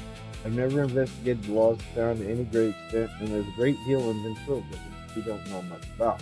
If it's the same to you, I said, I'd wish you'd keep that all to yourself, Simpson. It doesn't suit my state of mind. Well, I hope I know how to respect idiosyncrasy, he said. The very tone of his voice irritated me beyond measure. These scientific fellows, I wonder if people put up with them as they do, and use no mind for their cold-blooded compliments. Dr. Moncrief met us with 11 o'clock, same time as on the previous night. He was a large man, with venerable countenance and white hair, old but in full vigor, and thinking less of a cold night walk than many of the younger men. He had had his lanterns, as I had. We were fully provided with means of lighting the place, and were all of us resolute men. We had rapid consultation as we went up, and the result was that we divided different posts. Dr. Moncrief remained inside the wall, if you can call that inside, where there was no wall but one. Simpson placed himself on the side next to his room so as to intercept any communication with the old house, which was what his mind was fixed on. I was posted on the other side. To say that nothing could come near without being seen was self-evident. It had been so also on the previous night. Now, with our three lights in the midst of the darkness, the whole place seemed illuminated. Dr. Moncrief's lantern, which was a large one, without any means of shutting up, an old-fashioned lantern with a pierced and ornamental top, shone steadily, the rays shooting out of it upward into the gloom. He placed it on the grass where the middle of the room, which was a dinner room, would have been. The usual effect of the light streaming out of the doorway was prevented by the illumination which Simpson and I on either side supplied. With these differences, everything seemed as on the previous night. And what occurred was exactly the same air of repetition, point for point, as I had formerly remarked. I declare that it seemed to me as if it were pushed aside by the owner of the voice as he paced up and down in his trouble. Though these are perfectly futile words, seeing that the stream of light from my lantern and that from Simpson's paper lay broad and clear, without a shadow, without the smallest break, across the entire breadth of the ground. I had ceased even to be alarmed for my part. My heart was rent with pity and trouble, pity for the poor suffering human creature that moaned and pleaded so, and trouble for myself and my boy. God, if I could not find any help, and what help could I find? Children would die. We were all perfectly still till the first outburst was exhausted, as I knew by experience it would be. Dr. Moncrief, to whom it was new, was quite motionless on the other side of the wall, as we were in our places. My heart had remained almost as its usual beating during the voice. I was used to it. It did not rouse all my pulses as it did at first, but just as it threw itself sobbing at the door, I cannot use other words. There suddenly came something which sent the blood coursing through my veins and my heart and my mouth. It was a voice inside the wall, the minister's well-known voice. I would have been prepared for in any kind of stammering, any kind of adjuration, but I was not prepared for what I heard. It came out with a sort of stammering, as if too much moved to utter. Willie, Willie, oh God preserve us, is it you? These simple words had an effect upon me that the voice of the invisible creature had ceased to have. I thought the old man whom I had brought into this danger had gone mad with terror. I made a dash around to the other side of the wall, half crazed myself with the thought. He was standing where I had left him, his shadow thrown vague and large upon the grass by the lantern which stood at his feet. I looked at my own light to see his face as I rushed forward. Very pale, his eyes wet and glistening, his mouth quivering with parted lips. He neither saw nor heard me. We had gone through this experience before, had crouched towards each other to get that little strength to bear it. But he was not even aware that I was there. His whole being seemed absorbed in anxiety and tenderness. He held out his hands, which trembled, but it seemed to me with eagerness, not fear. He went on speaking all the time. Willie, is it you? And it's you? It is not a delusion of Satan? Willie, lad, why come you here frightening them that know you not? Why come ye not to me? He seemed to wait for an answer. His voice ceased, his countenance, every line moving, continued to speak. Simpson gave me another terrible shot, stealing into the open doorway with his light, as much awe-stricken as wildly curious as I. But the minister resumed without seeing Simpson, speaking to someone else. His voice took a tone of exculpation. Is this right to come here? Your mother's gone with your name on her lips. Do you think she would ever close her door on her own lad? Do you think the Lord would close the door, ye faint-hearted creature? No, I forbid ye, cried the old man. The sobbing voice had begun to resume its cries. He made a step forward, calling out the last words in a voice of command. I forbid you, cry out no more to man. Go home, you wandering spirit, go home. Do you hear me? Me that christened ye, that have struggled with ye, that have wrestled for ye with the Lord. Here is the loud tones of his voice sank into tremor. And her too, poor woman, here you are calling upon, she's not here. You will find her with the Lord. Go there and seek her, not here. You hear me, lad? Go after her there. He'll let you in, though it is late. Man, take heart. You will lie and sob and greet. Let it be at heaven's gate, and not your poor mother's ruined door.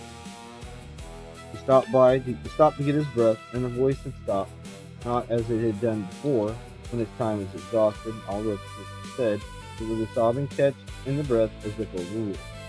Then the minister spoke again. Are you hearing me, Will? Oh, laddie, you like the beggarly elements all your days. Be done with them now. Go home to your father, the Father. Are you hearing me? Here the old man sank down upon his knees, his face raised upward, his hand held up with a tremble in them, all white in the light in the midst of the darkness. I resisted as long as I could, though I cannot tell why. Then I, too, dropped upon my knees. Simpson all the time stood in the doorway with an expression in his face such as words could not tell. His under lip drooped, his eyes wild, staring.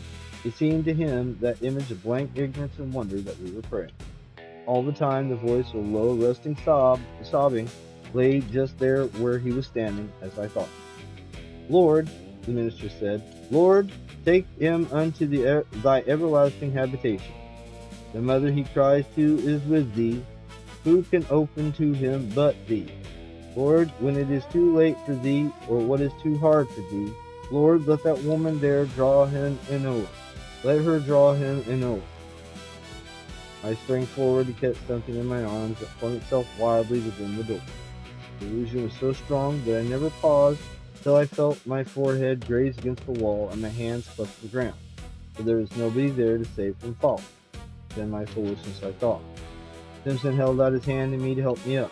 He was trembling with cold, his lower lip hanging, his speech almost inarticulate. Gone, he said, stammering. Gone. We leaned upon each other for a moment, trembling so much, both of us, that the whole scene trembled as if it were going to dissolve and disappear. And yet, as long as I live, I will never forget it, the shining of the strange light, blackness all around, the kneeling figure with all the whiteness of the light concentrating on its white venerable head and uplifted hands. The stranger's solemn stillness seemed to close all around us, by intervals a single syllable. Lord, Lord, came from the old minister's lips. He saw none of us, nor thought of us. I never knew how long we stood, like sentinels guarding him at his prayers, holding our lights in a confused, dazed way, not knowing what we did. But at last he rose from his knees and, standing up at full height, raised his arms as a Scotch manner as at the end of a religious service, and solemnly gave his apostolic benediction. To what? The silent earth, the dark woods, the wide breathing atmosphere, for we were but spectators, gasping an amen. It seemed to me that it must be the middle of the night as we all walked back. It was in reality very late. Dr. Moncrief put his arm into mine. He walked slowly with an air of exhaustion. It was as if he were coming from a death bed. Something hushed and solemnized the very air. There was a sense of relief in it that was always at the end of a death struggle, and nature, persistent, but never daunted, came back in all of us as we returned in the ways of life. We said nothing to each other, indeed, for a time, but when we got clear of the trees and reached the opening near the house, where we could see the sky, Dr. Moncrief himself was first to speak. I must be going, he said. It's very late, I'm afraid. I will go down to the glen as I came. And not alone, I'm going with you, Doctor. Well, I will not oppose it. I'm an old man, and agitation wearies more than work. Yes, I'll be thankful of your arm. Tonight, Colonel, you have done more good turns than one. I pressed his hand on my arm, not feeling able to speak. The Simpson who turned with us and had gone along all this time with his taper flaring, in entire unconsciousness, came to himself, apparently at the sound of our voices, and put that wild little torch with a quick movement as if of shame. Let me carry your lantern, he said. It is heavy. He recovered with a spring, and in a moment from the awe-stricken spectator he had been, became himself, skeptical and cynical. I should like to ask you a question, he said. Do you believe in purgatory, Doctor? Not in the tenets of the church, so far as I know. Sir, said Dr. Moncrief, an old man like me is sometimes not very sure what he believes. There's just one thing I'm certain of, and that is the loving kindness of God. But I thought that was this life. I am no theologian. Sir, said the old man again, with a tremor in him which I could feel growing over all his frame. If I saw a friend of mine within the gates of hell, I would not despair, but his father would take him by the hand still, if he cried like you. I allowed it is very strange, very strange. I cannot see through it. There must be human agency. I feel sure, Doctor, what made you decide upon the person and the name? The minister put out his hand with the impatience which a man might show if he were asked how to recognize his brother. Tut, he said in a familiar speech, and more solemnly, how should I not recognize a person I know better, far better than I know you? Then he saw the man. Dr. Moncrief made no reply.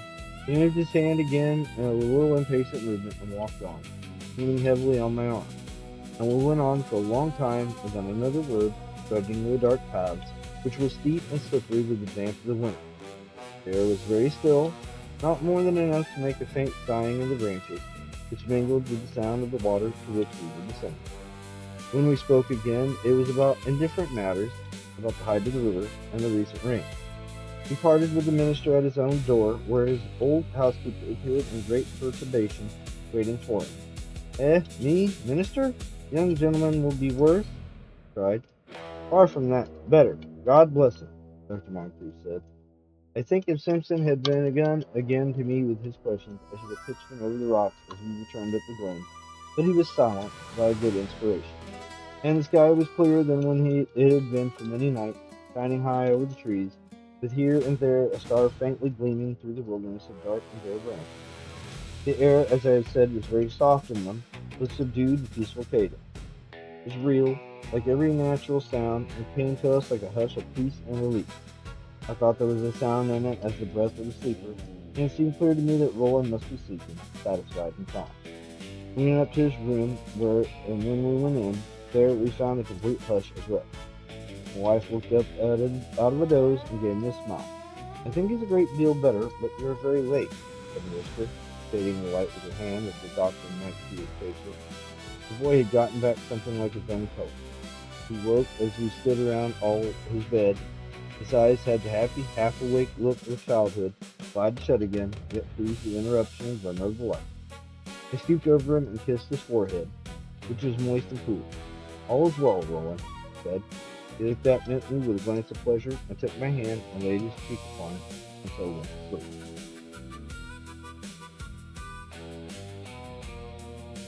For some nights after, I watched among the ruins, spending all the dark hours up to midnight, patrolling about the bit of wall which was associated with so many emotions, but I heard nothing, and saw nothing beyond the quiet course of nature. Not so far as I'm aware, has anything been heard again. Dr. Moncrief gave me a history of the youth, whom he had never hesitated to name. I did not ask, as Simpson did, how he recognized him. He had been a prodigal, weak, foolish, easily imposed upon, and led away, as people say. All that we had heard had passed actually in life, the doctor said. The young man had come home thus a day or two after his mother died, who was no more than the housekeeper in the old house, and distracted with the news, had thrown himself down at the door and called upon her to let him in. The old man could scarcely speak of it for tears. To me it seemed as if, heaven help us, how little do we know about anything. It seemed like that might have pressed upon itself somehow upon the hidden heart of nature. I do not pretend to know how, but the repetition had struck me at the time as in terrible strangeness and incomprehensibility, almost mechanical, as if the unseen actor could not exceed or vary, but was bound to reenact the whole. One thing that struck me, however, greatly was the likeness between the old minister and my boy and the manner of regarding the strange phenomenon. Dr. Moncrief was not terrified, as I had been myself, and all the rest of it. There was no ghost, as I fear we all vulgarly considered it to him, but a poor creature whom he knew under these conditions, just as he had known him in the flesh, having no doubt of his identity. And to Roland it was the same. Spirit in pain, if it was a spirit, this voice out of the unseen, was a poor fellow creature in misery, to be secured and helped out of his trouble. My boy. He spoke to me quite frankly about it when he got better. I knew father would find out some way, he said, and this was when he was strong and well, and all idea that he would turn hysterical and become a seer of visions had happily passed away. I must add one curious fact, which does not seem to me to have any relation to love, but which Simpson made great use of as human agency which he was determined to find somehow. We had examined the ruins very closely at the time of these occurrences, but afterwards, when all was over, as we went casually above them, one Sunday afternoon in the hours of that unemployed day, Simpson with his stick penetrated an old window which had been entirely blocked up with fallen soil. He jumped down into it in great excitement and called me to follow. There we found a little hole, for it was more a hole than a room, entirely hidden under the ivy and leaves, in which there was a quantity of straw laid in the corner, as if someone had made a bed there, and some remains of crust about the floor. One had lodged there not very long before, he made out, and this unknown being was the author of all the mysterious sounds we heard, he was convinced. I told you it was human agency, he said triumphantly.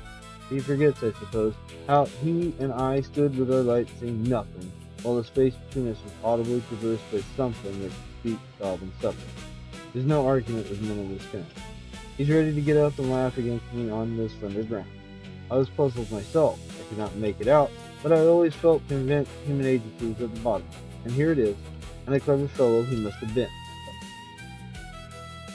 Bagley left my service as soon as he got well, He assured me it was of no want of respect, that he could not stand them kind of things, and the man was so shaken and ghastly that I was glad to give him a present and let him go.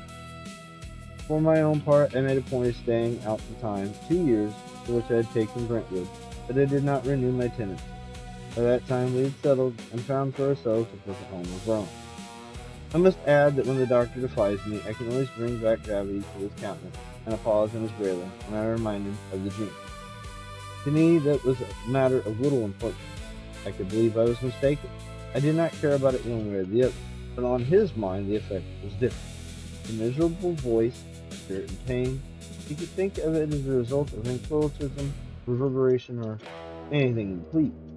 An elaborate prolonged hoax, executed somehow by the tramp that had found a lodging in the old tower, with the juniper bush staggering. Things have effects so different on the minds of different men.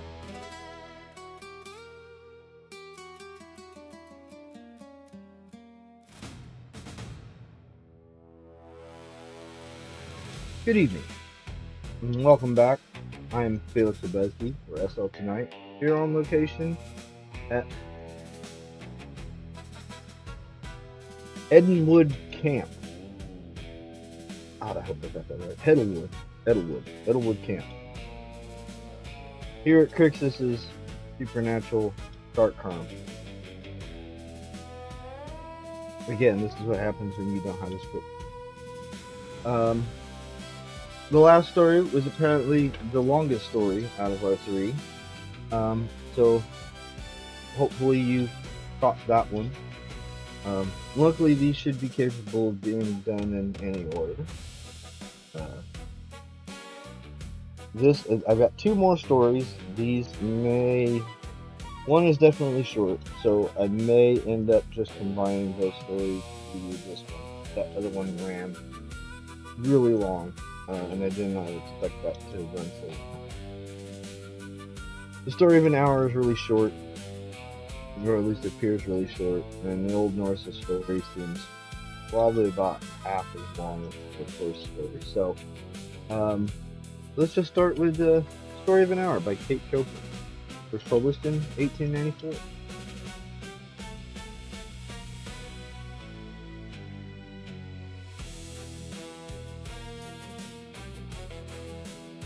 The story of an hour. Knowing that Miss Mallard was afflicted with a heart trouble, great care was taken to break to her as gently as possible the news of her husband's death.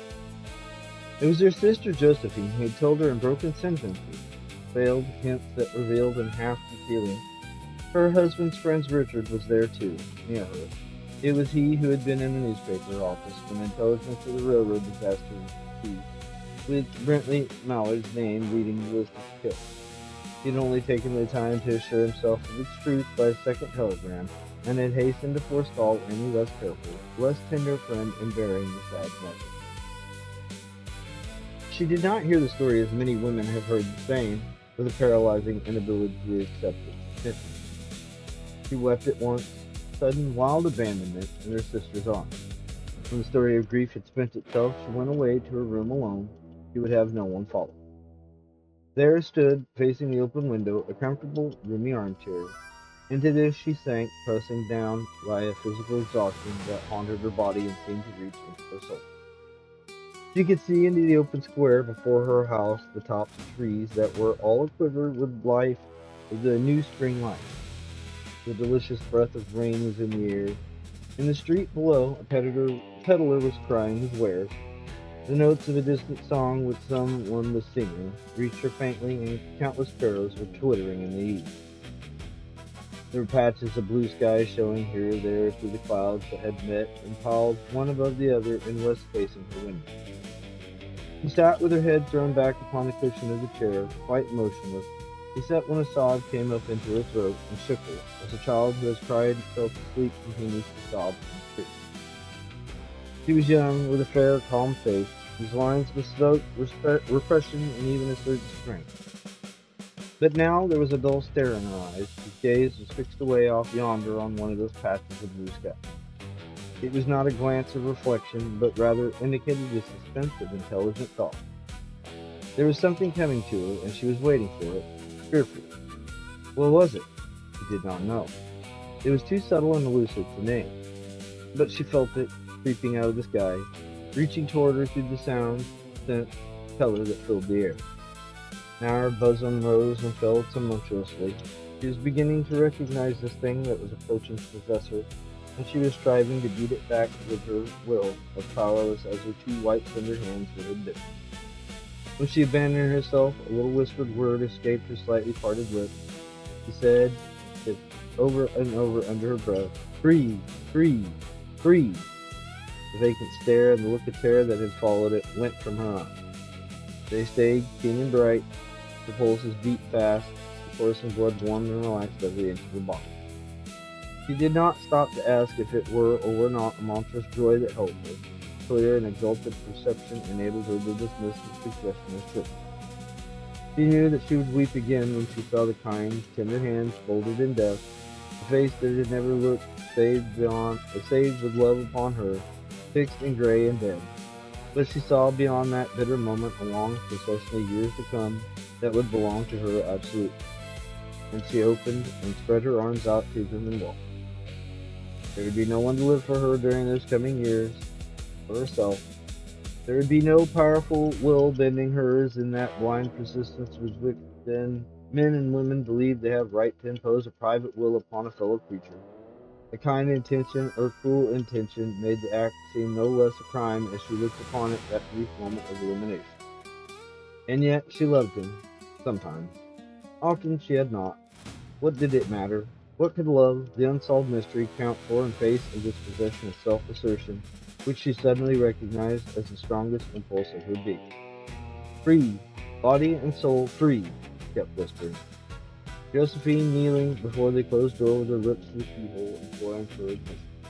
"Louise, open the door. I beg, open the door. You will make yourself ill. What are you doing, Louise? For heaven's sake, open the door." "Go away. I'm not making myself ill." No, she was drinking a very elixir of life through that open window. Her fancy was running riot along those days ahead of her, spring days and summer days, and all sorts of days that would be her own. She breathed a quick prayer that life might be long. It was only yesterday she thought with a shudder that life might be long. She rose at length and opened the door to her sister's importunity. There was a feverish triumph in her eyes, and she carried herself unwittingly like a goddess of victory. Clasped her sister's waist, and together they descended the stairs. Richard stood waiting for them at the bar. Someone was opening the front door with a latchkey. It was Brentley Mallard who entered, a little travel-stained, supposedly carrying his gripsack and umbrella. He had been far from the scene of accident and did not even know there had been. He stood amazed at Josephine's piercing cry, and Richard's quick motion to screen him from the view of his wife. But Richard was too late. When the doctors came, they said she'd died of heart disease. A joy that killed.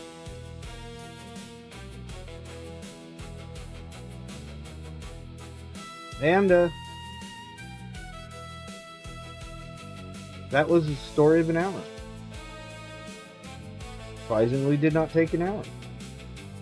By Kate Chopin, first published in 1893. Very short piece, but one that still lands clean and hard more than a century later. Now, let's move further back and a little deeper into the book.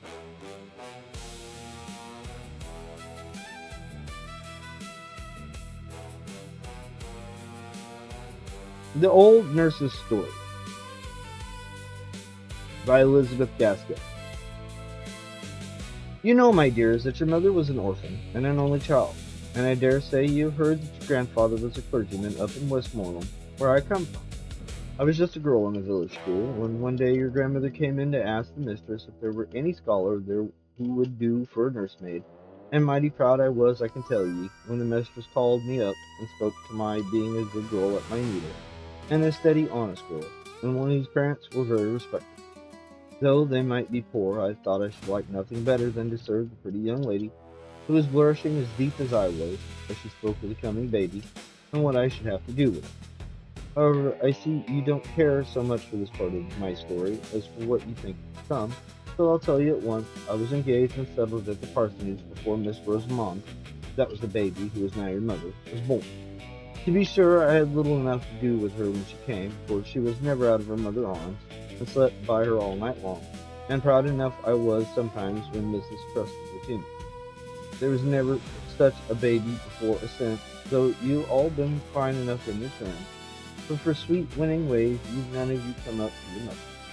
You took after her mother, who was a Teal lady born, a Miss Furnival, a granddaughter of Lord Furnival's, in Northumberland. I believe she had neither brother nor sister, and had been brought up in my lord's family until she married your grandfather, who was just a curate, son to a shopkeeper in Carlisle, but a clever fine gentleman as ever was, and one who was a right down hard worker in his parish, which was very wide and scattered all abroad over the Westmoreland fell. When your mother, little Miss Rosamond, was about 4 or 5 years old, both her parents died in a fortnight, one after the other. Ah, that was a sad time. My pretty young mistress and me were looking for another baby when my master came home from one of his long rides, wet and tired, and took the fever he died of, and then she never held up her head again, but lived just to see her dead baby, and have it laid on her breast before she sighed away her life. My mistress had asked me on her deathbed never to leave Miss Rosamond, that if she had never spoken a word, I would have gone with the little child to the end of the year. The next thing, and before we had well stilled our sobs, the executors and guardians came to settle the affair. There were my poor young mistress's own cousin, Lord Furnival, and Miss Esthwaite, my master's brother, a shopkeeper in Manchester, not so well to do then, as he was afterwards, and with a large family rising about him.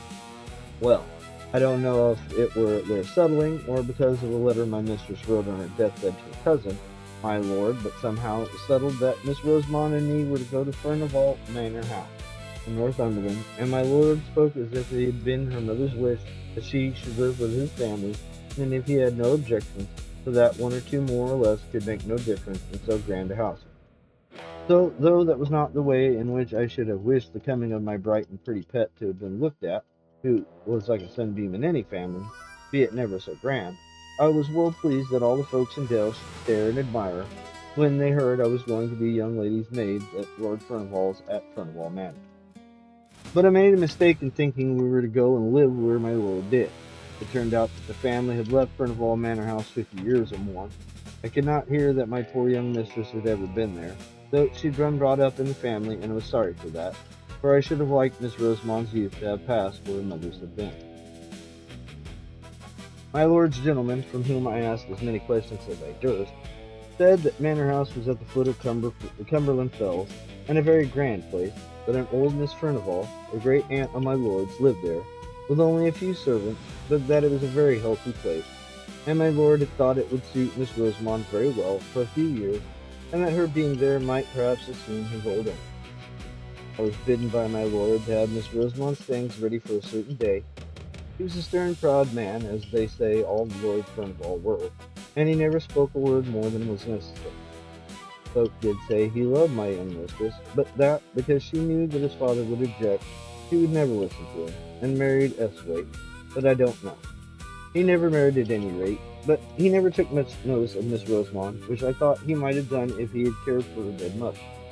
He sent his gentleman with us to the manor house, telling him to join him at Newcastle that same evening, so there was no great length of time for him to make us known to all strangers before he, too, took us off, and we were left two lonely young things, I was not 18, in the great old manor house. It seemed like yesterday we drove there. We had left our own dear parsonage very early, and we had both cried as if our hearts would break, though we were traveling in my lord's carriage, which I thought so much of at once. And now it was long past noon on a September day, and we stopped to change horses for the last time out of the smoky town, all full of colliers and miners. Miss Rosamond had fallen asleep, but Mr. Henry told me to waken her, that she might see the park and the manor house as we drove up. I thought it rather a pity, but I did what he bade me, for fear he should complain of me to my lord. We had left all signs of town, or even a village, and were then inside the gates of a large wild park, not like the park here in the south, but with rocks, and the noise of running water, and gnarled thorn trees, and old oaks, all white and filled with day. The road went up about 2 miles, and then we saw a great and stately house, with many trees close around it, so close that in some places the branches dragged against the walls where the wind blew.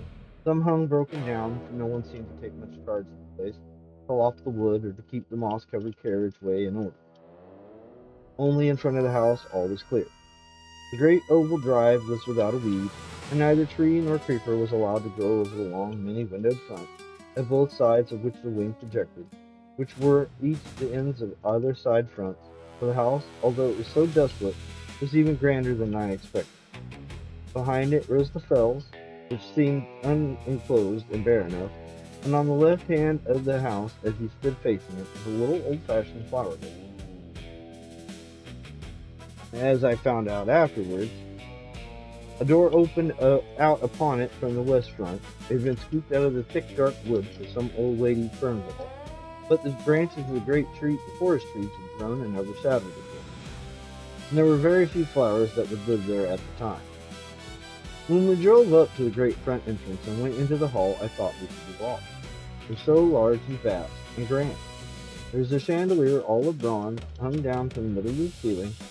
I had never seen one before, and looked at it all in amaze. Then at one end of the hall was a great fireplace, as large as the sides of the house in my country, with massy andirons and dogs to hold the wood, and by it were heavy old-fashioned sofas. At the opposite end of the hall, to the left as you went in, on the western side, was an organ built into the wall, and so large that it filled up the best part of that end. Beyond it, on the same side, was a door, and opposite on each side of the fireplace was also doors leading to each front. But those I never went through as long as I stayed in the house, so I can't tell you what they were beyond. The afternoon was closing in, and the hall, which had no fire lighted in it, was dark and gloomy. But we did not stay there a moment. The old servant who had opened the door for us bowed to Mr. Henry and took us in through the door at the further sides of the great organ, and led us through several smaller halls and passages to the west drawing room, where he said that Miss Fernval was sitting. Poor little Miss Rosamond held very tight to me, as if she was scared and lost in that great place, and as for myself, I was not much better. The west drawing room was very cheerful looking, with a warm fire in it, and plenty of good, comfortable furniture about. Miss Fernval was an old lady not far from 80, but I do not know. She was thin and tall, and had a face full of fine wrinkles as if it had been drawn all over with a needle. Her eyes very watchful to make up, I suppose, for being so deaf as to oblige to use company. Sitting with her working at the same great piece of tapestry was Miss Stark, her maid companion, and almost as old as she was. She had lived with Miss Fernval ever since they both were young, and now she seemed more like a friend than a servant. She looked so cold and gray and stony, as if she'd never loved or cared for anyone, and I don't suppose she did care for anyone, except her mistress, and owing to the great deafness of the latter, Stark treated her very much as if she were a child. Mr. Henry gave some message from my lord, and then he bowed goodbye to us all, taking no notice of my sweet little Miss Rosamond's outstretched hand, and left us standing there, being looked at by the two old ladies through their spectacles. I was right glad when they rung for the old footman who had shown us in at first, and told him to take us to our room.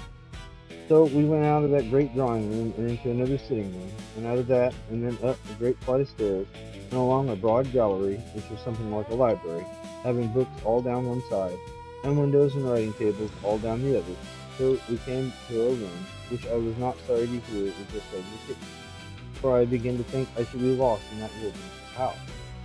There was an old nursery that had been used for all little lords and ladies long ago, with a pleasant fire burning in the grate, and a kettle boiling on the bottom, and tea things spread out on the table, and out of that room was the night nursery, with a little crib for Miss Rosamond close to my bed. And old James called up Dorothy, his wife, to bid us welcome, and both he and she were so hospitable and kind, that by and by Miss Rosamond and me felt quite at home, and by the time tea was over, she was sitting on Dorothy's knee and chattering away as fast as the little tongue could go. I soon found out that Dorothy was from Westmoreland, and that bound her and me together, as it were, and I would never wish to meet kinder people than were old James and his wife. James had lived pretty nearly all his life in my lord's family, and thought there was no one so grand as they. He even looked down a little on his wife, because till he had married her she had never lived in any but a farmer's household. But he was very fond of her, as he might well be. They had one servant under him to do all the rough work. Agnes they called her, and she and me and James and Dorothy, with Miss Fernval and Miss Stark, made up the family, always remembering my sweet little Miss Rosamond. I used to wonder what they had done before she came, they thought so much of her now. The hard, sad Miss Furnival and the cold Miss Stark looked pleased when she came fluttering in like a bird, playing and pranking hither and thither, with a continual murmur and pretty prattle of gladness.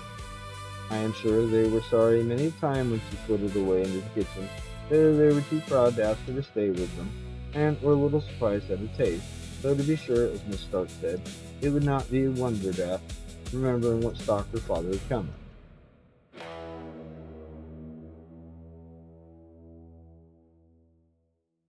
The windows were darkened by sweeping boughs of the tree and the ivy which had overgrown them, but in the green gloom we could manage to see old china jars and carved ivory boxes, and great heavy books, and above all, the old pictures. Once I remember my darling would have Dorothy go with us to tell us who they all were, for they were all portraits of some of my lord's family, though Dorothy could not tell us the names of every one. We had gone through most of the rooms when we came to the old state drawing room over the hall, and there was a picture of Miss Fernval, or as she was called in those days, Miss Grace, for she was the younger sister. Such a beauty she must have been, but with such a set, proud look, with such scorn looking out of her handsome eyes, with her eyebrows just a little raised, as if she wondered how anyone could have the impertinence to look at her, and her lip curled at us as we stood there gazing. She had a dress on, the like of which I had never seen before, but it was all fashioned when she was young, a hat of some soft white stuff like beaver, pulled a little over her brows, and a beautiful plume of feathers sweeping round it on one side, and her gown of blue satin was open in front to a quilted whiter stomach. Well, to be sure, said I, when I gazed my fill, flesh is grass, they do say, but who would have thought that Miss Fernval had been such an out-and-out beauty to see her now? Yes, said Dorothy, folks change sadly, but what my master's father used to say was true. Miss Fernval, the elder sister, was handsomer than Miss Grace. The pictures are somewhere, but if I show it to you, you must never let on, even to James, to see. The little lady hold her tongue, think you? Said she. I was not so sure, for she was such a little sweet, bold, open-spoken child, so I set her to hide herself, and then I helped Dorothy to turn a great picture, that leaned with its face towards the wall, and was not hung up as the others. To be sure, it beat Miss Grace for beauty, and I think scorn for pride, too, though in the matter that it might be hard to choose. I could have looked at it in an hour, but Dorothy seemed half frightened having showed it to me, and hurried it back again, and bade me run and find Miss Rosamond, so that there were some ugly places about the house, and where she would like ill for the child to go. I was a brave, high-spirited girl, and thought little of what the old woman said, for I liked hide and seek as well as any child in the parish, so off I ran to find my little. As winter drew on and the days grew shorter, I was sometimes almost certain that I heard a noise as someone was playing on the great organ in the hall. I did not hear it every evening, but certainly I did very often, usually when I was sitting with Miss Rosamond. After I had put her to bed and kept quite still and silent in the bedroom, then I used to hear it booming and swelling away in the distance. The first night when I went down to my supper, I asked Dorothy who'd been playing music, and James said very shortly that I was gawked to take the wind soughing among the trees for music, but I saw Dorothy look at him very fearfully, and Agnes, the kitchen maid, said something beneath her breath, and went quite white. I saw they did not like my question, so I held my peace till I was with Dorothy alone, when I knew I could get a good deal out of her. So the next day I watched my time and coaxed and asked her who it was playing the organ, for I knew that it was the organ and not the wind well enough, for all had kept silent before James. But Dorothy had her lesson, I'll warrant, and never a word could I get from her. So then I tried Agnes, though I had always held my head rather above her, as I was even to James and Dorothy, and she was a little better than her other servant. So she said I must never tell, and if I ever told, I was never to say she told me. But it was a very strange noise, and she'd heard it many a time, almost on all winter nights, and before storms, and folks did say it was the old lord playing on the great organ in the hall, just as he used to do when he was alive. But who the old lord was, or why he played on stormy winter evenings in particular, she either could not or would not tell me. Well, I told you I had great heart, and I thought it rather pleasant to have that grand music rolling about the house, let who would be the player, for now it rose above the great gust of wind, and wailed and triumphed just like a living creature, and then it fell to softness most complete. Only it was always music and tunes, so it was nonsense to call it the wind, I thought at first, though it might be Miss Fernval who played, unknown to Agnes.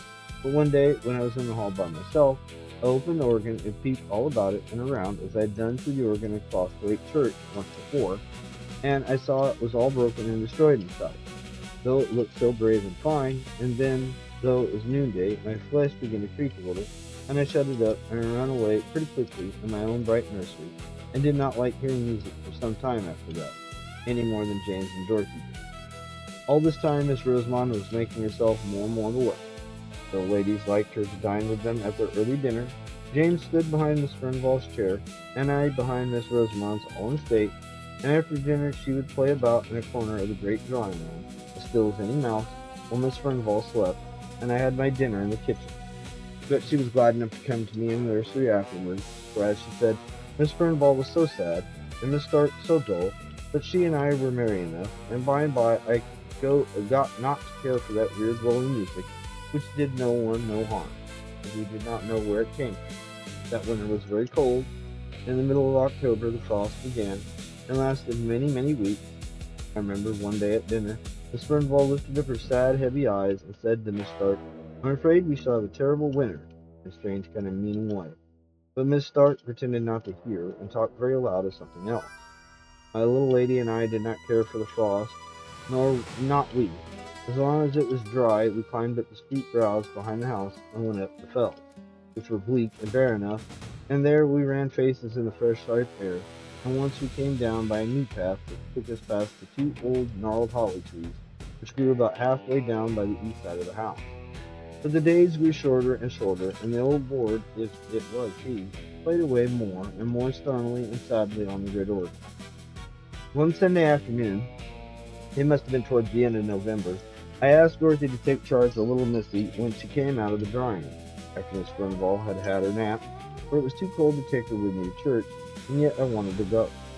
And Dorothy was glad enough to promise, and was so fond of the child that all seemed well, and Agnes and I set off very briskly, though the sky hung heavy and black over the white earth, as if the night had never fully gone away, and the air, though still, was very biting and keen. "Shall befall of snow," said Agnes to me. Sure enough, even while we were in church, it came down thick, great large flakes, so thick it almost darkened the window. It had stopped snowing before we came out, but it lay soft, thick, and deep beneath our feet as we tramped home.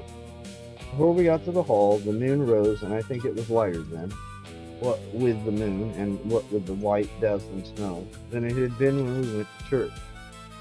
Between 2 and 3 o'clock, I have not told you that Miss Furnivall and Miss Stark never went to church. They used to read the prayers together.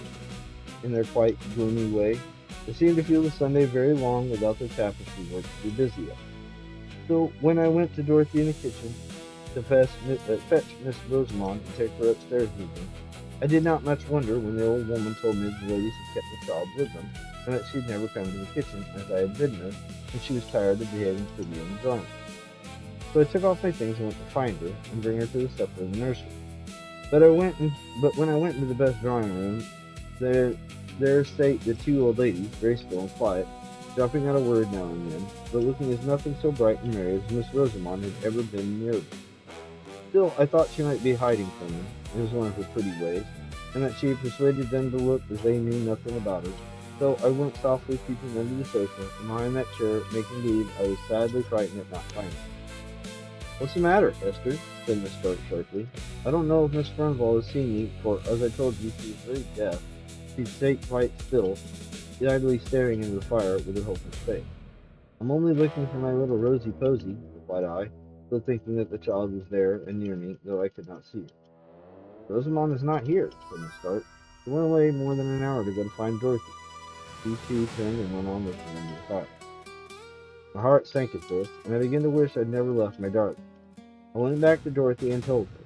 James was gone out for the day, but she and me and Agnes took flight and went up into the nursery first.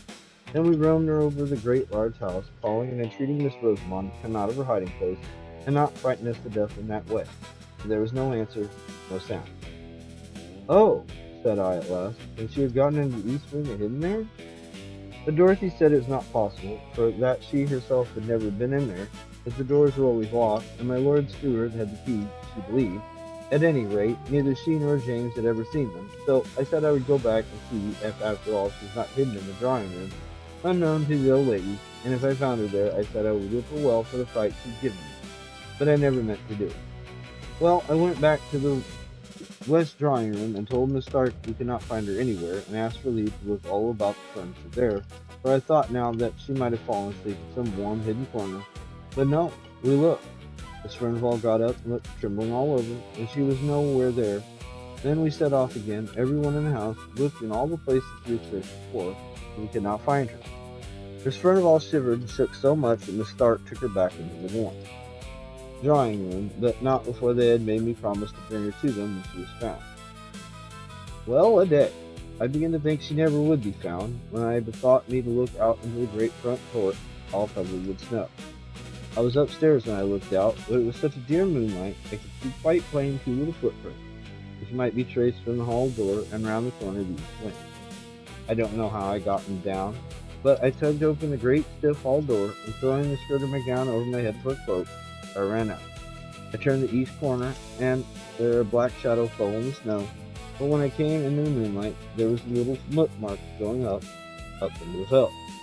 It was bitter cold, so cold that the air almost took the skin off my face as I ran, but I ran on, crying to think how my poor little darling must be perished and frightened. I was within sight of the holly trees when I saw a shepherd coming down the hill, carrying something in his arms wrapped in his moss.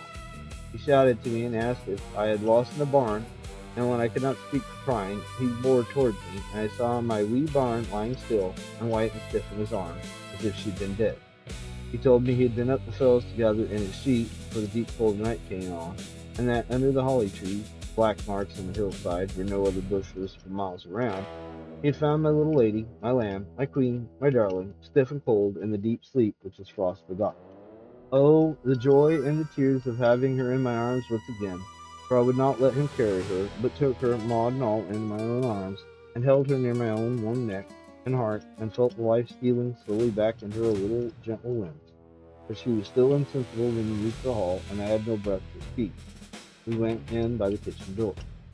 "Bring the warming pan," said I, and carried her upstairs and began undressing her by the nursery fire, which Agnes had kept up. I called my little Lammy all the sweet, playful names I could think of, even while my eyes were blinded by my tears, and last, oh, at length she opened her large blue eyes. Then I put her in a warm bed, and sent Dorothy down to tell Miss Furnivall that all was well, and I made up my mind to sit by my darling's bedside and lie as long dead. Night. She fell away into a soft sleep as soon as the pretty head had touched the pillow, and I watched by her till morning light, and she wakened bright and clear, and so I thought at first, and, my dear, so I think now. She said that she'd fancied she'd like to go to Dorothy's, but that both the old ladies were asleep, and it was very dull in the drawing room, and that as she was going through the west lobby, she saw the snow through the high window falling, soft and steady, but she wanted to see it lying pretty and white on the ground, so she made her way into the great hall, and going to the window, she saw it bright and soft upon the drive, but while she stood there, she saw a little girl, not as old as she was, but so pretty, said my darling, and this little girl beckoned me to come out, and oh, she was so pretty and so sweet, I could not choose but go.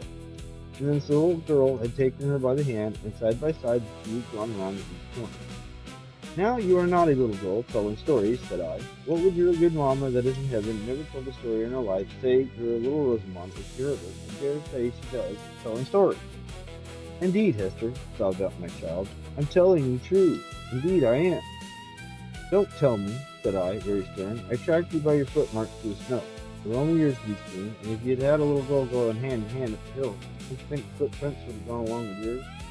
"I can't help it, dear Hester," she said, crying. "If they did not, I never looked at her feet, but she held my hand fast and tight in her little one, and it was very, very cold.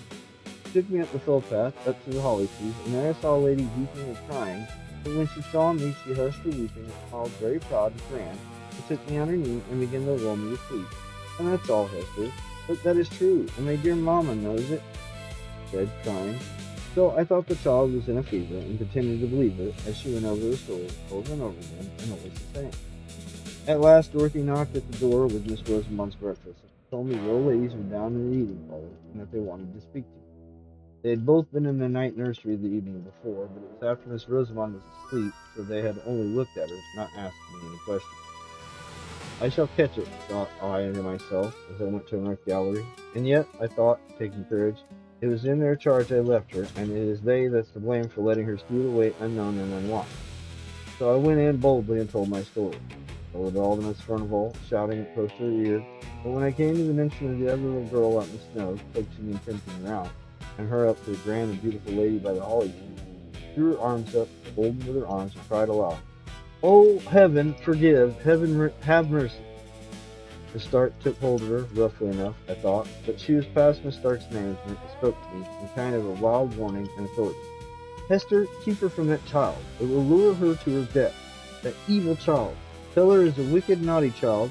And Miss Stark hurried me out of the room, where indeed I was glad enough to go. But Miss Furnivall kept shrieking out, "Oh, have mercy! Wilt thou never forgive? Is many a long year ago." I was very uneasy in my mind after that. I durst never leave Miss Rosamond, night or day, for fear lest she might slip off again after some fancy early, and all the more because I thought I could make out that Miss Furnivall was crazy, from their odd ways about her, and I was afraid lest something of the same kind, which might be in the family, hung over my darling. And the great frost never ceased all this time, and whenever it was more stormy night than usual, between the gusts and the wind, I heard the old lord playing on the great organ. But old lord or not, wherever Miss Rosamond went, there I followed, for my love of her, for her pretty, helpless orphan, was stronger than my fears for grand and terrible sound. Besides, it wrestled me to keep as cheerful and merry as beseemed her age. So we played together and wondered together, here and there and everywhere, for I never dared lose sight of her again in that large rambling house. And so it happened that one afternoon, not long before Christmas Day, we were playing together on the billiard table in the great hall. Not that we knew the right way of playing, but she liked to roll the smooth ivory balls with her pretty hands, and I liked to do whatever she did. And by, without our noticing it, we grew just indoors, though it was still light in the open air, and I was thinking of taking her back into the nursery, when all of a sudden she cried out, "Look, Hester, look! There's my poor little girl out in the snow." I turned towards the long, narrow windows, and there, sure, snow enough, I saw a little girl, less than my Miss Rosamond, dressed all unfit to be out of doors, such a bitter night, crying and beating against the window panes as if she wanted to be let in. She seemed to sob and wail till Miss Rosamond could bear it no longer, and was flying to the door to open, when all of a sudden, and close upon us, the great organ pealed out so loud and thundering, fairly made me tremble, and all the more when I remembered me that even in the stillness of that dead cold weather, I heard no sound of little battering hands upon the window glass, although the phantom child had seemed to put forth all its force, and although I had seen it wail and cry, no faintest touch of sound had fallen upon my ears. Whether I remembered all this at the very moment, I do not know. The great organ sound had stunned me into terror, but this I know. I caught up Miss Rosamond before she got the hall door open. I clutched her and carried her away, kicking and screaming, into a large bright kitchen, where Dorothy and Agnes were busy with their mince pie. "What's the matter with my sweet one?" cried Dorothy, as I bore in Miss Rosamond, who was sobbing as if her heart would break. "She won't let me open the door for my little girl to come in, and she'll die if she's out there until all night. Cruel, naughty Hester," she said, slapping me, but she might have struck harder, for I had seen a look of ghastly terror on Dorothy's face, which made me very blood run cold. "Shut the back kitchen door fast and bolt it well," she said to Agnes. Said no more. She gave me raisins and almonds to fight Miss Rosamond, but she sobbed about the little girl in the snow and would not touch any of the good things. I was thankful when she cried herself to sleep in bed. Then I stole down to the kitchen and told Dorothy I made up my mind I would carry my darling back to my father's house in Africa, where, if we limped humbly, we lived at peace. I said I had been frightened enough of the little lord's organ playing, but now that I'd seen for myself this little moaning child, all decked out as no child in the neighborhood could be, beating and battering to get in, yet always without any sound or noise, with a dark wound on its right shoulder, and then Miss Rosamond had known it again for the phantom that had nearly lured her to her death, Dorothy knew was true, I would stand it no longer. I saw Dorothy change color once or twice. When I had done, she told me she did not think I could take Miss Rosamond with me, for that she was my lord's ward, and I had no right over her, and she asked me, would I leave the child that I was so fond of just for sounds and sights that could do me no harm, and that they had to get used to in their turn. I was all in a hot, trembling passion, and I said it was very well for her to talk, and knew what the sights and noises betokened, and that had perhaps something to do with the spectre child while it was alive. And I taunted her so that she told me all she knew at last, and then I wished I had never been told, for it only made me afraid more than ever. She said she had heard the tale from old neighbors that were alive when she first married, and folks used to come to the hall sometimes before it got such a bad name on the countryside. might not be true, or it might, what she had been told. The old lord was Miss Fernvall's father, Miss Grace, as Dorothy called her, for Miss Maud was the elder, Miss Fernvall by rights. The old lord was eaten up with pride. Such a proud man was never seen or heard of, and his daughters were like him. No one good enough to wed them, although they had choice enough, for they were the great beauties of their day, as had seen by their portraits, where they hung on the state drawing room. But as the old saying is, pride will have a fall, and these two haughty beauties fell in love with the same man, and no better than a foreign musician, whom their father had down from London to play music with him at the manor house. For, above all things next to his pride, the old lord loved music. He could play on nearly every instrument that was ever heard of, and it was a strange thing it did not soften him. But he was a fierce, dour old man, and had broken his poor wife's heart with his cruelty, they said. He was mad after music and would pay any money for it, so he got his foreigner to come, who made such beautiful music that they had said the very birds on the trees stopping their singing to listen. And by degrees this foreign gentleman got such a hold over the old lord that nothing would serve him, that he must come every year, and it was he that had the great organ brought from Holland, and built up in the hall where it stood now. He taught the old lord to play on it, but many time when Lord Furnivall was thinking of nothing but his fine organ and his finer music, the dark foreigner was walking abroad in the woods with one of the young ladies, now Miss Maud and then Miss Grace. Miss Maud had won the day and carried off the prize, such as it was, and she was married, all unknown to anyone, for he made his next moving visit. He had been confined of a little girl at a farmhouse on the moors, while her father and Miss Grace thought she was away at Doncaster racing. For though she was a wife and a mother, she was not a bit softened, but as haughty and as passionate as ever, and perhaps more so, for she was jealous of Miss Grace, to whom her foreign husband paid a deal of court, by way of blinding her, as he told his wife. But Miss Grace triumphed over Miss Maud, and Miss Maud grew fiercer and fiercer, both with her husband and with her sister, and the former, who could easily shake off what was disagreeable, and hide himself in foreign countries, went away a month before his usual time that summer, and half threatened that he would never come back again. Meanwhile, the little girl was left at the farmhouse, and her mother used to have her horse saddled and gallop wildly over the hills, to see her once every week, at the very least, and where she loved, and where she hated. And the old lord went on playing on his organ, and the servants thought the sweet music he made had soothed down his awful temper, of which, Dorothy said, some terrible tales could be told. He grew infirm too, and had to walk with a crutch, and his son, that was the present Lord Fernvall's father, was with the army in America, and the other son at sea, so Miss Maud had it pretty much her own way, and she and Miss Grace grew colder and bitterer to each other every day, till at last hardly ever spoken, except when the old lord was by. The foreign music came again, the musician came again the next summer, but it was for the last time, for they led him such a life with their jealousy and their passions that he grew weary and went away, and never was heard of again. Miss Maud, who had always meant to have her marriage acknowledged when her father should be dead, was now left a deserted wife, whom nobody knew to have been married, with a child that she dared not own, though she loved it to distraction, living with a father whom she feared, and a sister whom she hated. When the next summer passed over and the dark foreigner never came, both Miss Maud and Miss Grace grew gloomy and sad. They had a haggard look about them, though they looked handsome as ever. But by and by Miss Maud brightened, for her father grew more and more infirm, and more than ever carried away by his music, and she and Miss Grace lived almost entirely apart, having separate rooms, the one on the west side, Miss Maud on the east, those very rooms which were now shut up. So she thought she might have her little girl with her, and no one need ever know except those who dared not speak about it, and were bound to believe that it was, as she said, a cottager's child she had taken a fancy to. All this Dorothy said was pretty well known, but what came afterwards no one knew, except Miss Grace and Miss Stark, who was even then her maid, and much more a friend to her than ever her sister had been. But the servants supposed, from words that were dropped, that Miss Maud had triumphed over Miss Grace, and told her that all the time the dark foreigner had been mocking her with pretended love, he was her own husband, till they left Miss Grace's cheek and lips that very day forever, and she was heard to say many a time that sooner or later she would have her revenge, and Miss Stark was forever spying about the east wind. On a fearful night, just after New Year had come in, when the snow was lying thick and deep, and the flakes were still falling, fast enough to blind anyone who might be out and abroad, There was a great and violent noise heard, and the old lord's voice above all, cursing and swearing awfully, and the cries of a little child, and the proud defiance of a fierce woman, and the sound of a blow, and a dead stillness, and moans and wailing dying away on a hillside.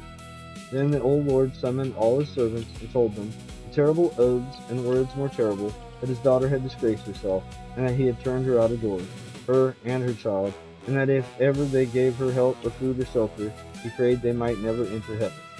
And all the while Miss Grace stood by him, white and still as any stone, and when he ended she heaved a great sigh, as much as to say her work was done, and her end was accomplished. But the old lord never touched his organ again, and died within the year, and no wonder. For on the morrow of that wild and fearful night, the shepherds coming down the fellside found Miss Maud sitting, all praised and smiling, under the holly trees, nursing a dead child, with a terrible mark on its right shoulder. But that's not what killed it. Said it was the frost and the cold. Every wild creature was in its hole, and every beast in its fold, while the child and the mother were turned out to wander on the fellows. And now you know all, and I wonder if you're less frightened now? I was more frightened than ever, but I said I was not. I wished Miss Rosamond and myself well out of that dreadful house forever, but I would not leave her, and dared not take her away. But oh, how I watched her and guarded her. We bolted the doors and shut the window shutters fast, an hour or more before dark, rather than leave them open 5 minutes too late. But my little lady still heard the weird child crying and mourning, and not all we could do or say could keep her from wanting to go to her, or let her in from the cruel wind and the snow. All this time I kept away from Miss Furnivall and Miss Stark as much as I ever could, for I feared them. I know no good could be about them, with their gray hard faces and their dreamy eyes, looking back into the ghastly years that were gone. But even in my fear I had kind of pity for Miss Furnivall, at least. Those gone down to the pit can hardly ever have a hopeless look from that which was ever on her face. At last I even got so sorry for her, who never said a word but was quite forced from her, that I prayed for her, and I taught Miss Rosamond to pray for one who had done a deadly sin, but often when she came to those words she would listen and start up from her knees, and say, I hear my little girl planing and crying very sad, oh let her in, or she will die. One night, just after New Year's Day had come at last, and the long winter had taken a turn, as I hoped, I heard the west drawing room bell ring 3 times, which was a signal for me. I would not leave Miss Rosamond alone, for all she was asleep, for the old lord had been playing wilder than ever, and I feared lest my darling should waken to hear the spectre child. See her I knew she could not. I had fastened the windows too well for that. So I took her out of her bed and wrapped her up in such outer clothes as were most handy, carried her down to the drawing room, where the old lady sat at their tapestry work as usual. Then they looked up when I came in, and Miss Stark asked, quite astounded, why did I bring Miss Rosamond there out of her warm bed? I had begun to whisper, I was afraid of her being tempted out while I was away, by the wild child in the snow. Stopped me short, was answering Miss Furnivall, and said Miss Furnivall wanted me to undo some work she had done wrong, and whether neither of them could be to unpick. So I laid my pretty dear on the sofa, and sat down on a stool by them, and hardened my heart against them, as I heard the wind rising and howling. Miss Rosamond slept on sound, for all the wind blew so, and Miss Furnivall said never a word, nor looked around when the dust shook the window. All at once she started up to her full height, and put up one hand as if to bid us listen. I hear voices, said she. I hear terrible screams. I hear my father's voice. Just at that moment my darling wakened with a sudden start. The little girl is crying. Oh, how she is crying! And she tried to get up and go to her, but she got her feet entangled in the blanket, and I caught her up, for my flesh had begun to creep at these noises, which they had heard while we could catch no sound. In a minute or two the noises came, and gathered fast and filled our ears. We too heard voices and screams, and no longer heard the winter's wind that raged around. Miss Stark looked at me, and I at her, but we dared not speak. Suddenly Miss Furnivall went towards the window, out into the anteroom to the west lobby, and opened the door into the great hall. Miss Stark followed, and I durst not be left, though my heart almost stopped beating for fear. I wrapped my darling tight in my arms, and went out with me. In the hall the screams were louder than ever. They sounded to come from the east wing, nearer and nearer, close on the other side of the locked-up doors, close behind me. Then I noticed that the great bronze chandelier seemed all alight, though the hall was dim, and that a fire was blazing in the vast hearth-place, though it gave no heat, and I shuddered up with terror, and folded my darling closer to me. But as I did so, the east door shook, and she, suddenly struggling to get free from me, cried, "Hester, I must go! My little girl is there, I hear her, she's coming! Hester, I must go!" I held her tight with all my strength, with a set grip. I held her. If I had died, my hands would have grasped her still, I was so resolved in my mind. Miss Furnivall stood listening, and paid no regard to my darling, who had gotten down to the ground, and whom I, upon my knees now, was holding with both my arms clasped around her neck, and still striving and trying to get free. All at once the east door gave way with a thundering crash, as it torn open in a violent passion, and there came into that broad, mysterious light the figure of a tall, old man with gray hair and gleaming eyes. He drove before him, with many a relentless gesture of a stern and beautiful woman, a little child clinging to her breast. "Oh, Hester, Hester!" cried Miss Rosamond. "It's the lady below the holly trees, and my little girl is with her. Hester, Hester, let me go to her. They're drawing me to them. I feel them, I must go." Again she was almost convulsed by her efforts to get away, but I held her tighter and tighter, till I feared I should do her a hurt, but rather than let her go towards the terrible phantom, they passed along towards a great hall door, where winds howled and ravines for their prey. But before they reached that, the lady turned, and I could see that she defied the old man with a fierce and proud defiance, but then she quailed, and then she threw her arms wildly and piteously to save her little child, from a blow from his uplifted crutch. And Miss Rosamond was torn by a power stronger than mine, and writhed in my arms and sobbed, for by this time the poor darling was growing faint. "They want me to go with them on to the fells. They're drawing me to them. Oh, my little girl, I would come, but cruel, wicked Hester holds me very tight." And when she saw the uplifted crutch, she swooned away, and I thanked God for it. Just at this moment, when the tall old man, his hair streaming as in the blast of a furnace, was going to strike the little shrinking child, Miss Furnivall, the old woman on my side, cried out, "Oh, father, father, spare the little innocent child!" But just then we all saw, another phantom shape itself, and go clear out of the blue and misty light that filled the hall. We had not seen her till now, for it was another lady who stood by the old man, with a look of relentless hate and triumphant scorn. That figure was very beautiful to look upon, with a soft white hat drawn down over the proud brows, and a red and curling lip. It was dressed in an open robe of blue satin. I had seen that figure before. It was the likeness of Miss Furnivall in her youth, and the terrible phantoms moved on, regardless of old Miss Furnivall's wild entreaty, and the uplifted crutch fell on the right shoulder of the little child, and the younger sister looked on, stony and deadly serene. But at that moment the dim light, and the fire that gave no heat, went out of themselves. Miss Furnivall lay at our feet, stricken down by the palsy, death-stricken. Yes, she was carried to her bed that night, never to rise again. She lay with her face to the wall, muttering low, but muttering always, "Alas, alas, what is done in youth can never be undone in age. What is done in youth can never be undone in age."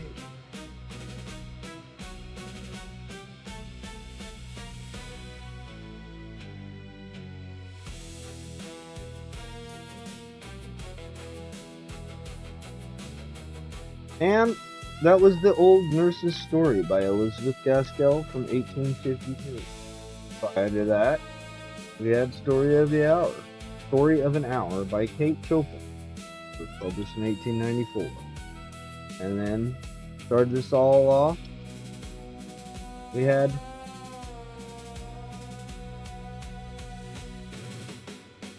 The Open Door by Margaret Oliphant, published in 1882. Again, 3 stories by 3 women who knew how to put a reader in a room and leave them there with something unresolved. My name is Felix Lebeski. This has been SL Tonight Campfire Stories, here on location at Camp Edelwood. I got it right this time.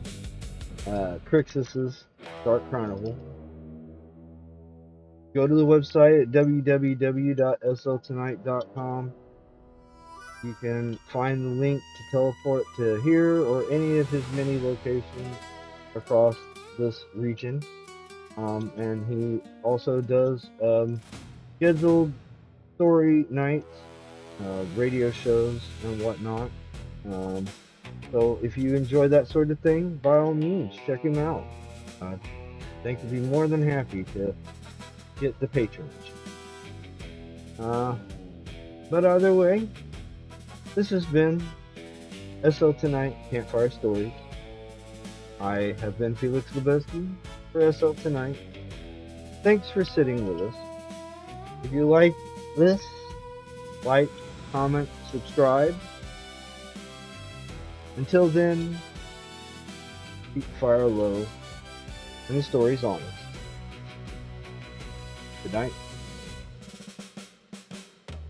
And that's the last ember for tonight. 2 more stories from Western Trail. Fire's dying down, but the trail goes on. Until next time, this has been Western Trail Campfire Tales. So tonight, ride safe. Good night.